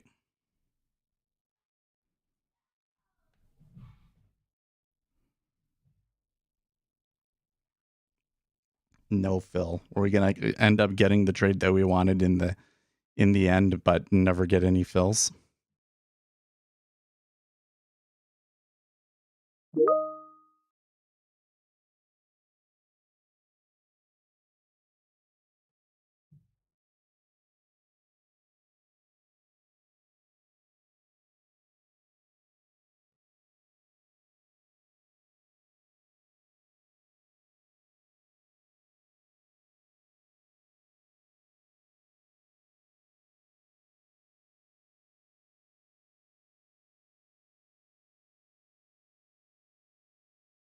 We don't want to follow dumb money. So would you say that this yen in the S has a smarter money working with you? So you following the order flow, a person like yourself is the smarter money. I don't think we should approach it that way. I think that orders move markets regardless of how smart the person behind the order is, and that it doesn't matter whether the money is smart or dumb. What matters is that you can predict it, right? Yeah, that was a Teams message there. So you know what happened? I have this headset that I connect to my laptop to do all of the meetings for work, and the puppy chewed the cord, and it did not take much for him to just ruin that cord. So I've been having to do all of the Teams stuff on the desktop. And so somebody getting started a little bit early today posted a message there. Shit.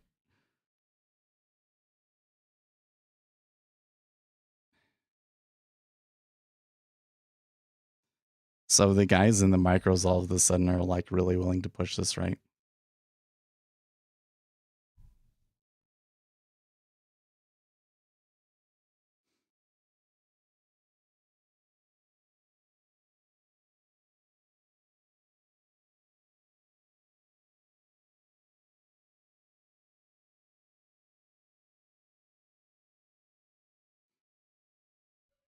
That's like that one right there. I don't think you want to initiate. I would maybe take the limit order at 2.335, but they, all that stacked on the offer and thin spread all of a sudden, that's not, no.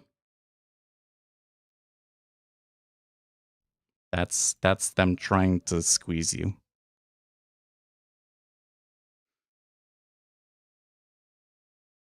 By the way, the buying in the 30-year has been pretty strong here on this recent swing.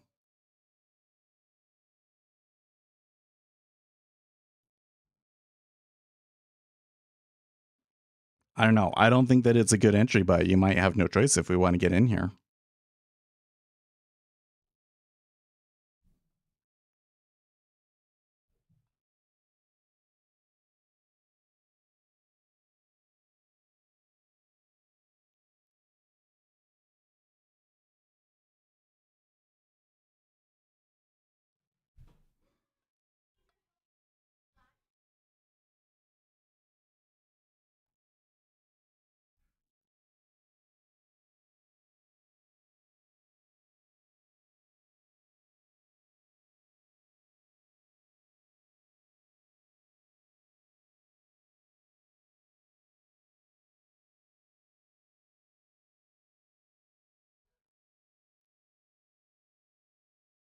Hmm.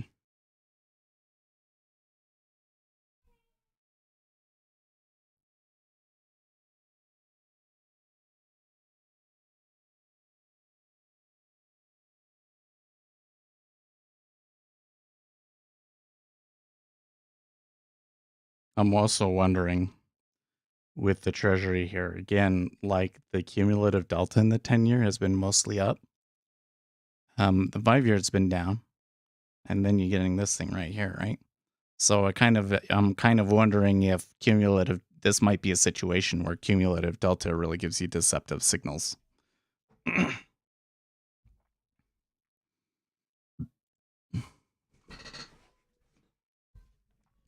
Like it could be the case that they are buying for the month end, but that there's a correlation that ends up dragging us lower in the end anyways because of the commodity prices rising and stuff.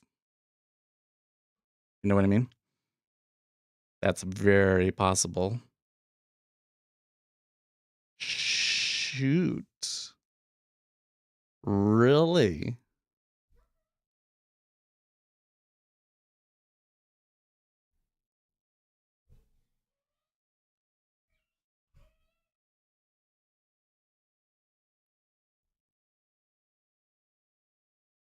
Did you see the way that they had to pull down those bids?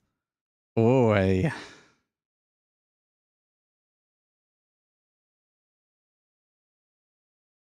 I could put one there, but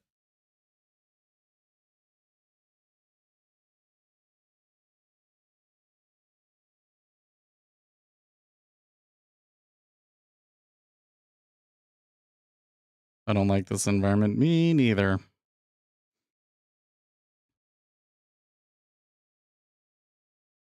I know. I could have cut a good trade. Like, listen, that original trade that I had, it wasn't terrible, right? It had more adverse excursion against it than I was willing to do, but it does look like that the larger direction was possible. Um, I'm still going to say that the volumes and everything still make me unsure if my scenario is actually playing out or not. I'm not entirely sure if my scenario is playing out or not.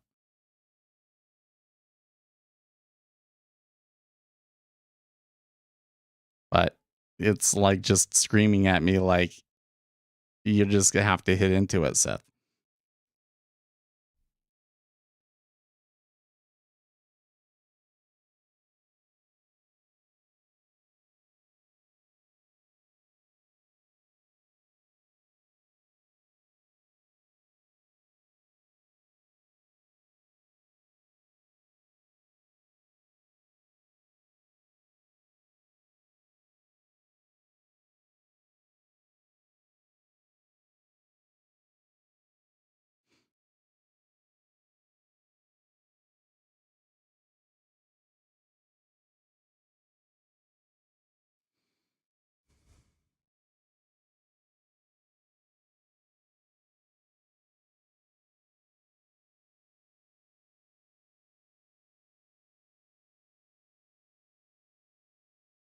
There's a couple of retail contracts down in here bidding. I'm kind of tempted to hit into him there at 328.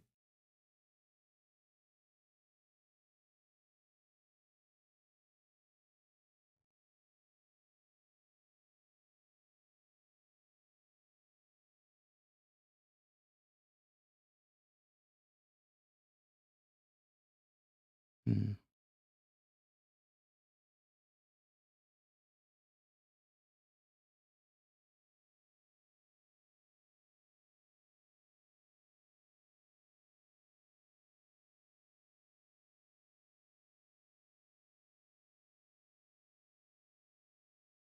Kind of want to see this battle at 29 kind of sort itself out a little bit better. Okay, there you go.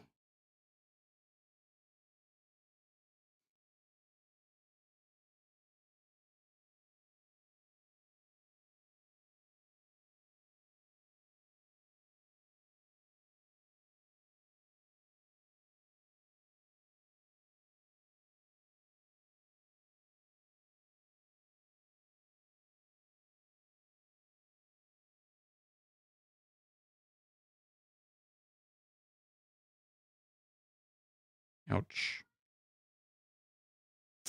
Ouch.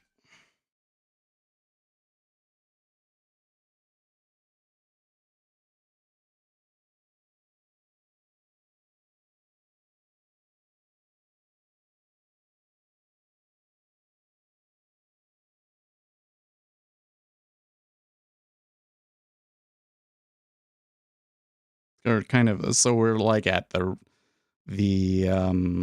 buyer cost basis at 28.5. So this is kind of like a rebalancing area.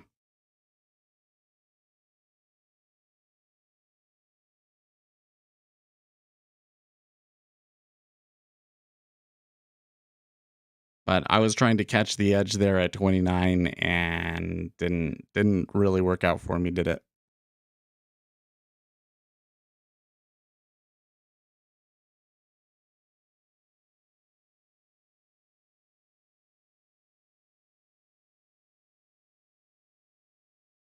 Nope.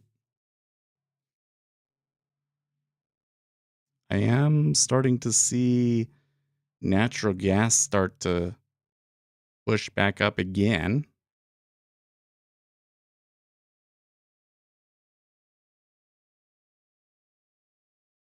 Jeez, I don't know. I don't know about this, guys.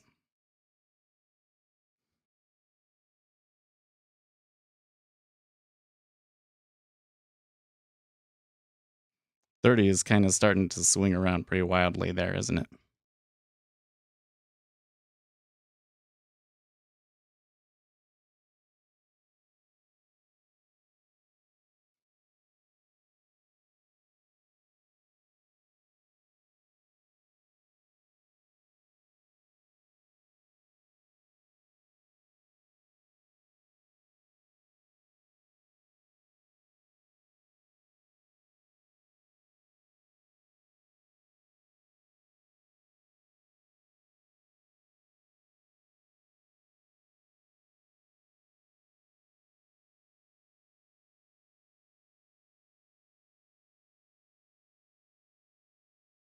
Say there's big offers in ZT.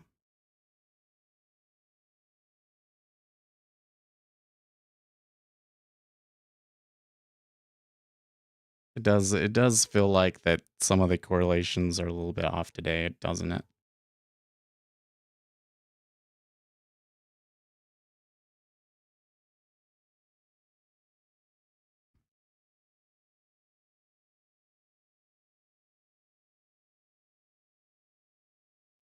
I think that this one is kind of being difficult to sort out because there is definitely like some buying pressure. Like there's been a pretty consistent um stream of market orders coming into this market. But, there was like those push of the lows and things like that. And they've certainly are, at key points, you're seeing people come in and sell those off and so forth. So, there could be two sides to this trade. It might be difficult to sort out who's going to win. You have a problem? I probably, you know, not, but we'll see. You should always, I gotta tell you guys, when you're working with people that are like, streamers or, you know, working with a lot of people, is always best to just come out with your question right from the get go. Don't do any kind of introduction. I'm going to ask you a question. Just ask the question. Because now that's like 30 seconds. You could have had the answer to your question 30 seconds ago, right? Okay. 29 goes bid again.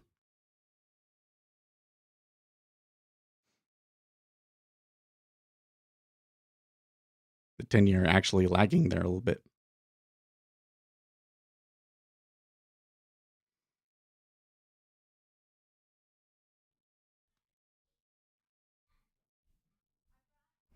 Are you doing Sierra charts? Chart tells me I'm unable to rebuild all data as chart IQ object is not present. That doesn't sound like a NinjaTrader problem. That might be one of the like, oh, you use Jigsaw.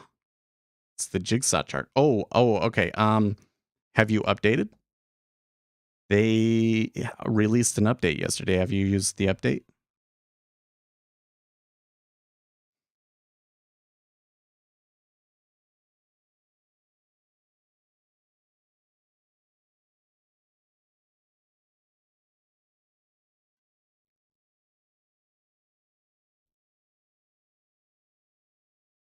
Is this what, the natural gas stocks that's coming up here? Yeah. Well, natural gas could be crazy here.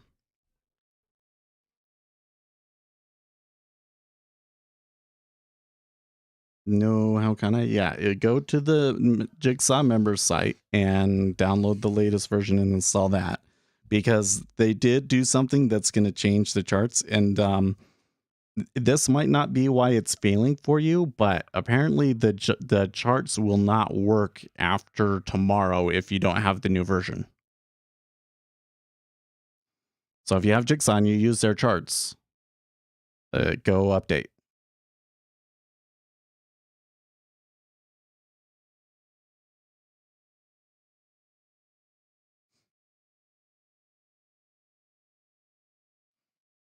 You go to members.jigsawtrading.com and then you click on full platform download.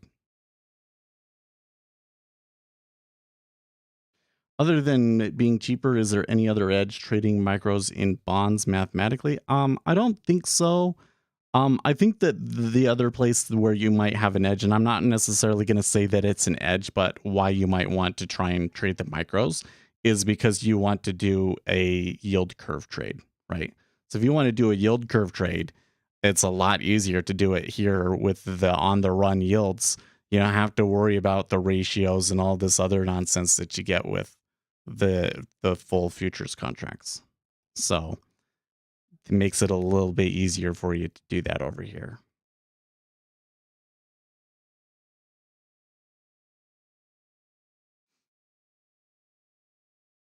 So they did in the 30 and 10, they did print a higher high from the swings, but not in the 5-year. So there is appeared to be some buy pressure still, but it's not quite enough to get the 5-year to print through. The 5-year has to print 222. Let's just let's reset them to there. You say that the divergence will make it not be able to break the highs in the 30? I don't know. The way that the volume has flipped around here and has just been like ever since those lows where I kind of got stopped out, it's just been like buy, buy, buy, buy, buy, buy, buy. Especially in the 30-year. It's like 2,000 contracts long in the 30-year, which is a significant amount. And in the 10-year, it's been about 10,000 contracts. You know, they just slipped back to that 29. It seems like 29 is kind of a bit of a liquidity hole here for now.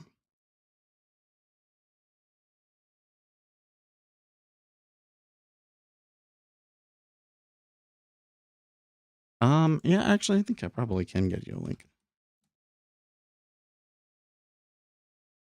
But you have to be logged in to get to it. Oh, no, but it doesn't work like that because it's using a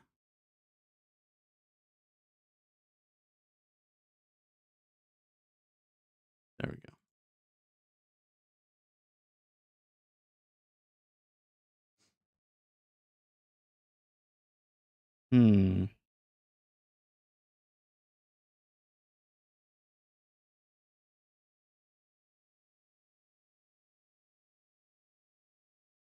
Live action.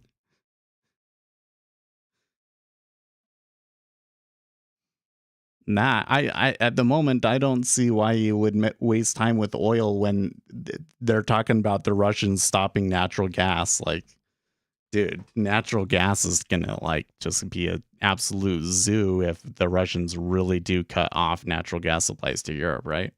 Because they refuse to pay in rubles. That could get crazy real fast, real fast. And you know how natural gas can just like overnight spike to these huge levels, right?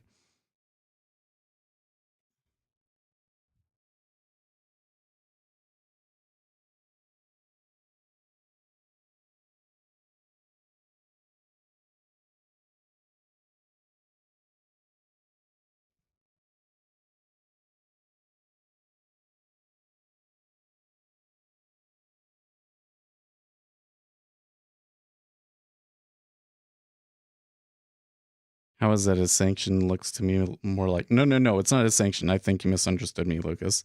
The headline is Putin is saying that Russia will only accept natural gas payments in rubles, and both the German and French finance ministers have said that they will not pay for natural gas in anything other than euros.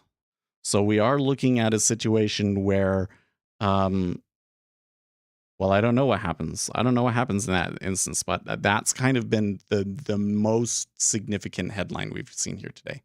Okay, the S&P 500 is seeing quite a bull run here. I haven't seen any news or anything, but that is a pretty good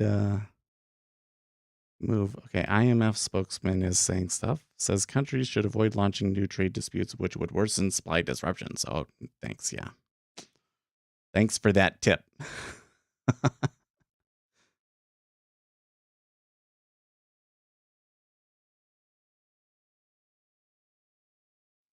IMF spokesman person achieving a soft landing for the U.S. economy in order to lower inflation will be difficult and comes with significant downside risk.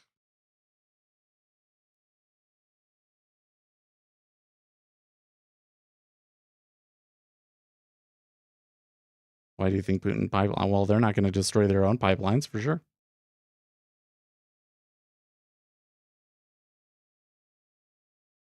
But I think that the first step of this would be Russia cuts the gas off because they refuse to do it in rubles, right?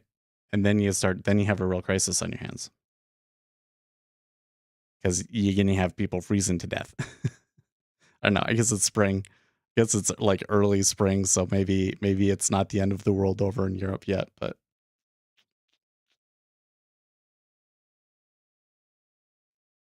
that's the headline. That's why natural gas is up so much. And if they actually stopped if the spice stopped flowing, I'm sure that you'd see it go even higher. Cut the head of the snake now because they all get the gas from him. They're all buying it from him still. It really is crazy that Europe has become so dependent on them for natural gas, but where else are they going to get it?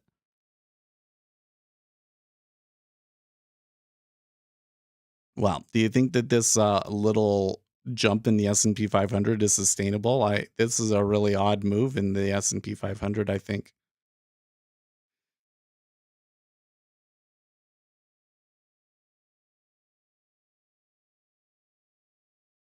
The treasuries are still kind of chilling at that area that we identified as a possible liquidity hole, and it does seem like the activity has really slowed down as a result.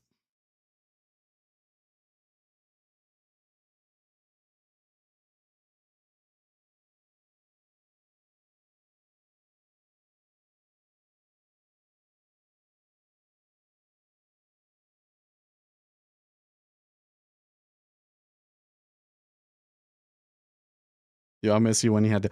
Oh well, none of you guys have even bothered trying to. Like, I can turn it back on. I just haven't bothered turning it on because none of you ever used it. It still works. I'd have to go find the. Is it over here? I don't think it's over here on this. Oh no, it is here. It's over here. There you go.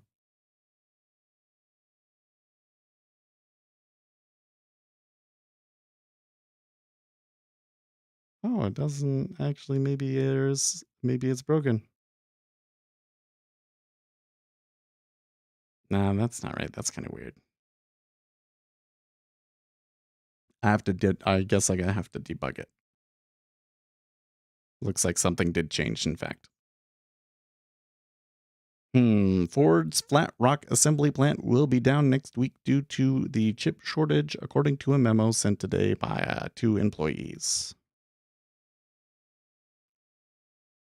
And there's the 10-year coming back to the higher end of that range. And the 5-year ticking 222, maybe even 225. Come on. Even if it was just one contract. I'm not saying that it means anything like that we're going to continue moving up or anything. It's always kind of fun to see somebody push that new frontier, buy into 22 and there you go. Thank you. Did you see that when they hit that the limit orders there almost completely pulled? Do you ever use a footprint chart? I used to have my own footprint chart that I would show on the screen, but I haven't been as focused on it as, I think that it's a really cool tool, but when I actually, the situations where I actually used it were pretty niche, and I, wanted to dedicate the space to other stuff. So I was talking about this a little bit yesterday, but I want to talk about it again. There was a research study done where this guy took a deep learning model that is deep learning for tabular data called TabNet, and he put into it a collection of technical analysis and order flow indicators. And he was trading on Shanghai silver contracts, and over the period of 3 years, I think it got a Sharpe ratio of 1.4, which was pretty good.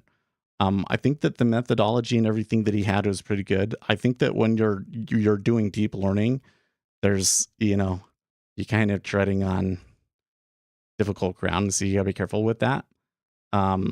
So that doesn't mean that you're going to go and take that same thing and start trading it and it's going to work forever. Like, you could still blow up and stuff, right? But now, and another caveat was that they had minute by minute open interest data. So we don't have that on the CME, but apparently on the Shanghai futures, you can get minute by minute open interest data. And that appeared to provide a lot of edge to the system. But the point that I was getting at was that I asked him, like, what are the importances of the different features in your model? Like, how much do these technical analysis indicators that you added in there actually contribute to the end result? And he said that when he took the technical analysis indicators out, the accuracy of the model dropped like 3% or something like that. So it wasn't like, and that was significant because the accuracy wasn't that high to begin with, right? So it really kind of puts things in perspective, right? It's like, it doesn't mean, I never intend to say to you guys, hey, market data, technical analysis on price, technical analysis on volume, it's completely worthless, right? I don't mean to say that at all. Like, I think that it can be a significant and important part of your strategy. It's just that on its own, the amount of edge that it's given to you is super tiny. It's super tiny. And it's like the addition of all of these tiny little things that can kind of add up and kind of help you get edge, right? So as a retail trader, when you're doing something discretionary, you kind of have to sort out, like, what are you going to put your attention on? Because every little thing that you can put on there can potentially help, right? But what's going to help the most? And that's, where I've come to that I have dedicated the majority of my workspace and my like primary vision to the DOM, because the DOM allows me to see all of the volume that's going on, right? And I have charts over here to remind me what happened and stuff, and to show me critical points and stuff, but they're all tiny things. And all of the time you guys are going to mention things that, yeah, they could be useful, like having a footprint chart on there. Yeah, it's useful. It could add some edge there. But is it as important as some of the other things they have on here? I feel no. I feel that when I really need to look at a footprint chart to see like kind of what things have been doing in the higher time frame, I can just pull that up. You know what I mean? So that's what I think about that. Well, we're quite well above some of the last swing high from like 714. Now there's still like to the highs that there was on the open. Remember, off of the regular session open, we initially had to move up here like this, and we thought, oh well, maybe it's a buy, but then it came back. You like to look for imbalances. Well, so then the next part of that, and I don't know if that's what you're doing or not, but here's the thing that I would say is that what the research shows is that what matters is future orders. Okay. You need to look for things that will predict future orders. So sometimes, for instance, we have these ideas that like, if it's selling so much, then we're more likely to mean revert in this situation, or this sort of a thing. From all of the research that I've done, the kind of the like percentage edge that you can be able to pull out of something like that, even if there is a real edge in it, is not really very useful to you, right? You need to look for what will predict future orders. And in particular, the thing that I think is I would really question is anything that has to do with some idea of support or resistance. Okay. This idea that there's a certain price up here that people want to start selling at, and it's difficult to get through that price because they're selling here, or this is where buyers and sellers step in and that sort of a thing. Okay. Ignore that, because that is not the way that they execute. That's not the way that even you execute, right? Well, how do you execute? You get the prices that it's given to you, right? That it is at that time when you get your signal, right? So the reality of it is that people have to execute large orders, and they execute them at market prices. And if it's a really big buy order, they have to execute it at market prices over a long period of time. And that execution over a long period of time can create autocorrelation in the order flow, right? And if you know how many contracts are going to come through net, that's why I like to look at cumulative delta. Like when I'm looking at cumulative delta, I'm trying to sort out, okay, this move, how many contracts are going to come through, right? We've had this move. This has been a 20,000 contract move so far, by the way, right? That's what I'm doing. So imbalances, well, could you potentially identify trapped traders that are going to have to puke at certain prices or something like that? Yeah, it can happen. Can happen. Just make sure that you're using a scientific method, and that you can use empirical evidence to really identify that imbalance that you're seeing really does predict future orders to some extent, right? And maybe try and look at the orders that come in afterwards, and not the price change that comes in afterwards, because there's a lot of noise in price, and it could be the case that it does predict future orders, but that it doesn't always end up in a price move that is favorable to you just because of other forces at the time, right? Does that help? I hope that helps. But again, the DOM is really good to be able to see like what were the orders in over the last 30 minutes. That can be kind of hard for you to see as a human just watching every little tick here on the DOM, right?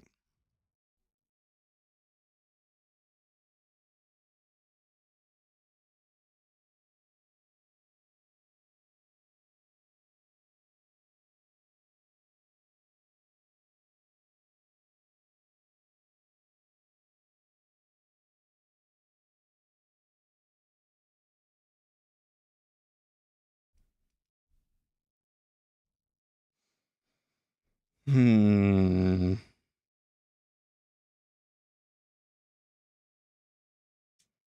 Yeah, but it's kind of hard to predict future orders for sure. And especially, um, it's hard to predict future orders based on the current orders and the current price movements.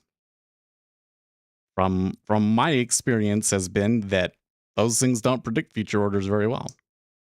Like happenings, information that you get from your news squawk or from reading Bloomberg or what, that sometimes can predict future orders really, really well, right? I think in this case today, the edge that we had was that end of month rebalancing is likely to lead to buying in the treasuries.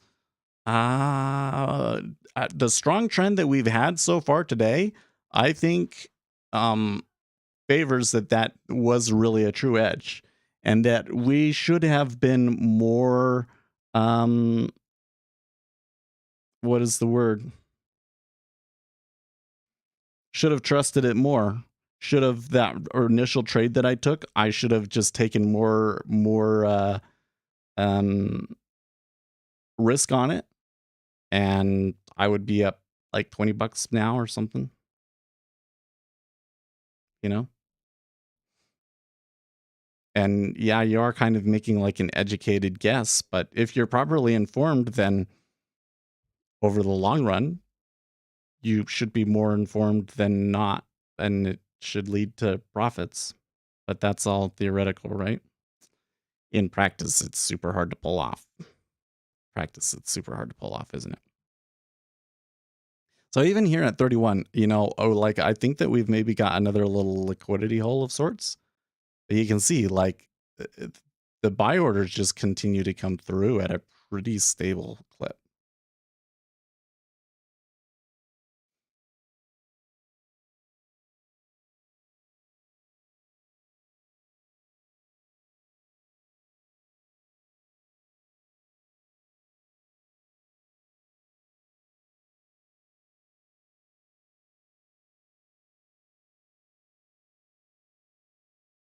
Okay. So they are willing to tick up into 123 even, but it's not holding as of yet. May just be like a super slow grind. Then that would be technical I'm not sure what you're saying. But again, I'm not saying technical analysis is useless, right? But what I see is that most retail traders have this idea that I'm just going to only focus on technical analysis. My edge is going to be completely technical analysis, and I'm going to ignore the news, and I'm not going to read CNBC or Bloomberg or any of those, right? And I really think that people are doing themselves a disservice when they do that. I think that if you understand what's going on in the market and you understand some of these larger flows that kind of come through regularly, and then maybe your technical analysis does have something to it, that would just make you that much more successful. 3,000 at 123 even. Well, you're always going to see a decent amount trade at a what do we say, round price like that. Although as of late, we have seen a couple of situations where like we saw an order like that, right? And then they just like completely blew through it. That's a really big. Hey, are you? That's a really big order in CF.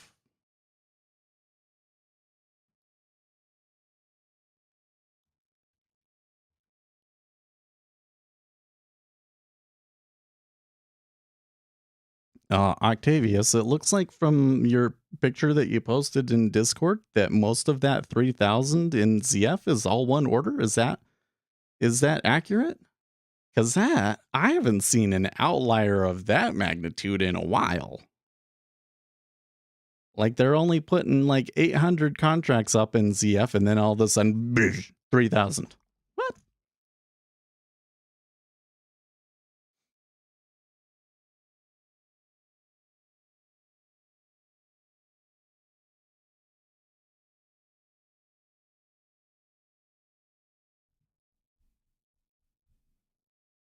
Hmm. Oh, it's a 2,500. 2,500 of it is. Yeah, so you put the 2,500 on it and then the 700 that they're having at most prices and you get the 32. Yeah, gotcha. Huh.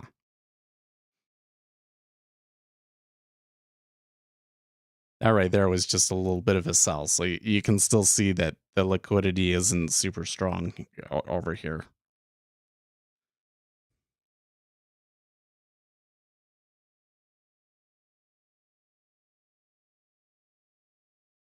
We are getting close to the time that I got to go. So I think I will. Yeah, I think that I will try and.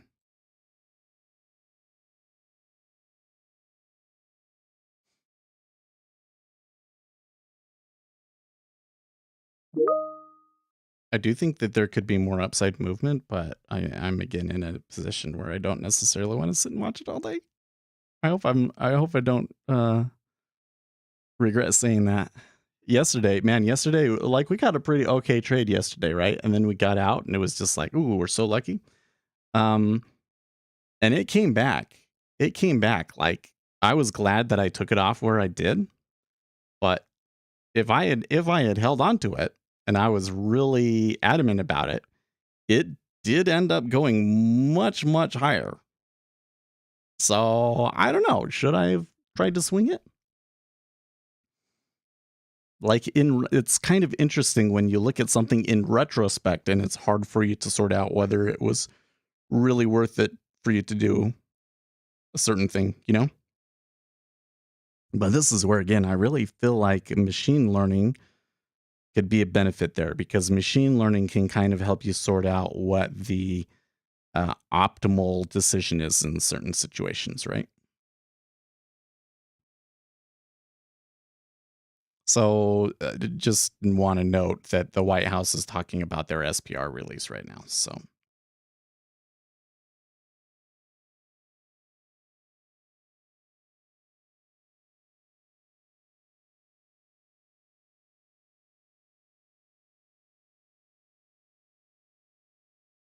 the dollar is moving.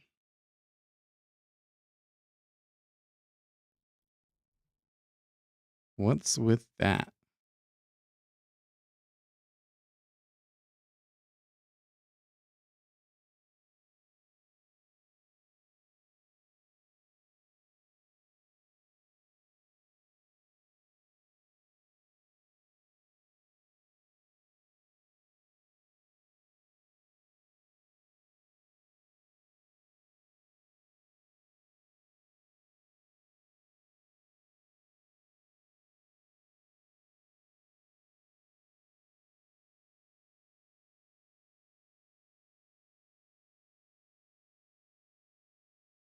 Well, I gotta get going, so I don't think we'll be able to see the end of this. I may end up having to just mark it out, but I'm just gonna let it chill for a little bit longer.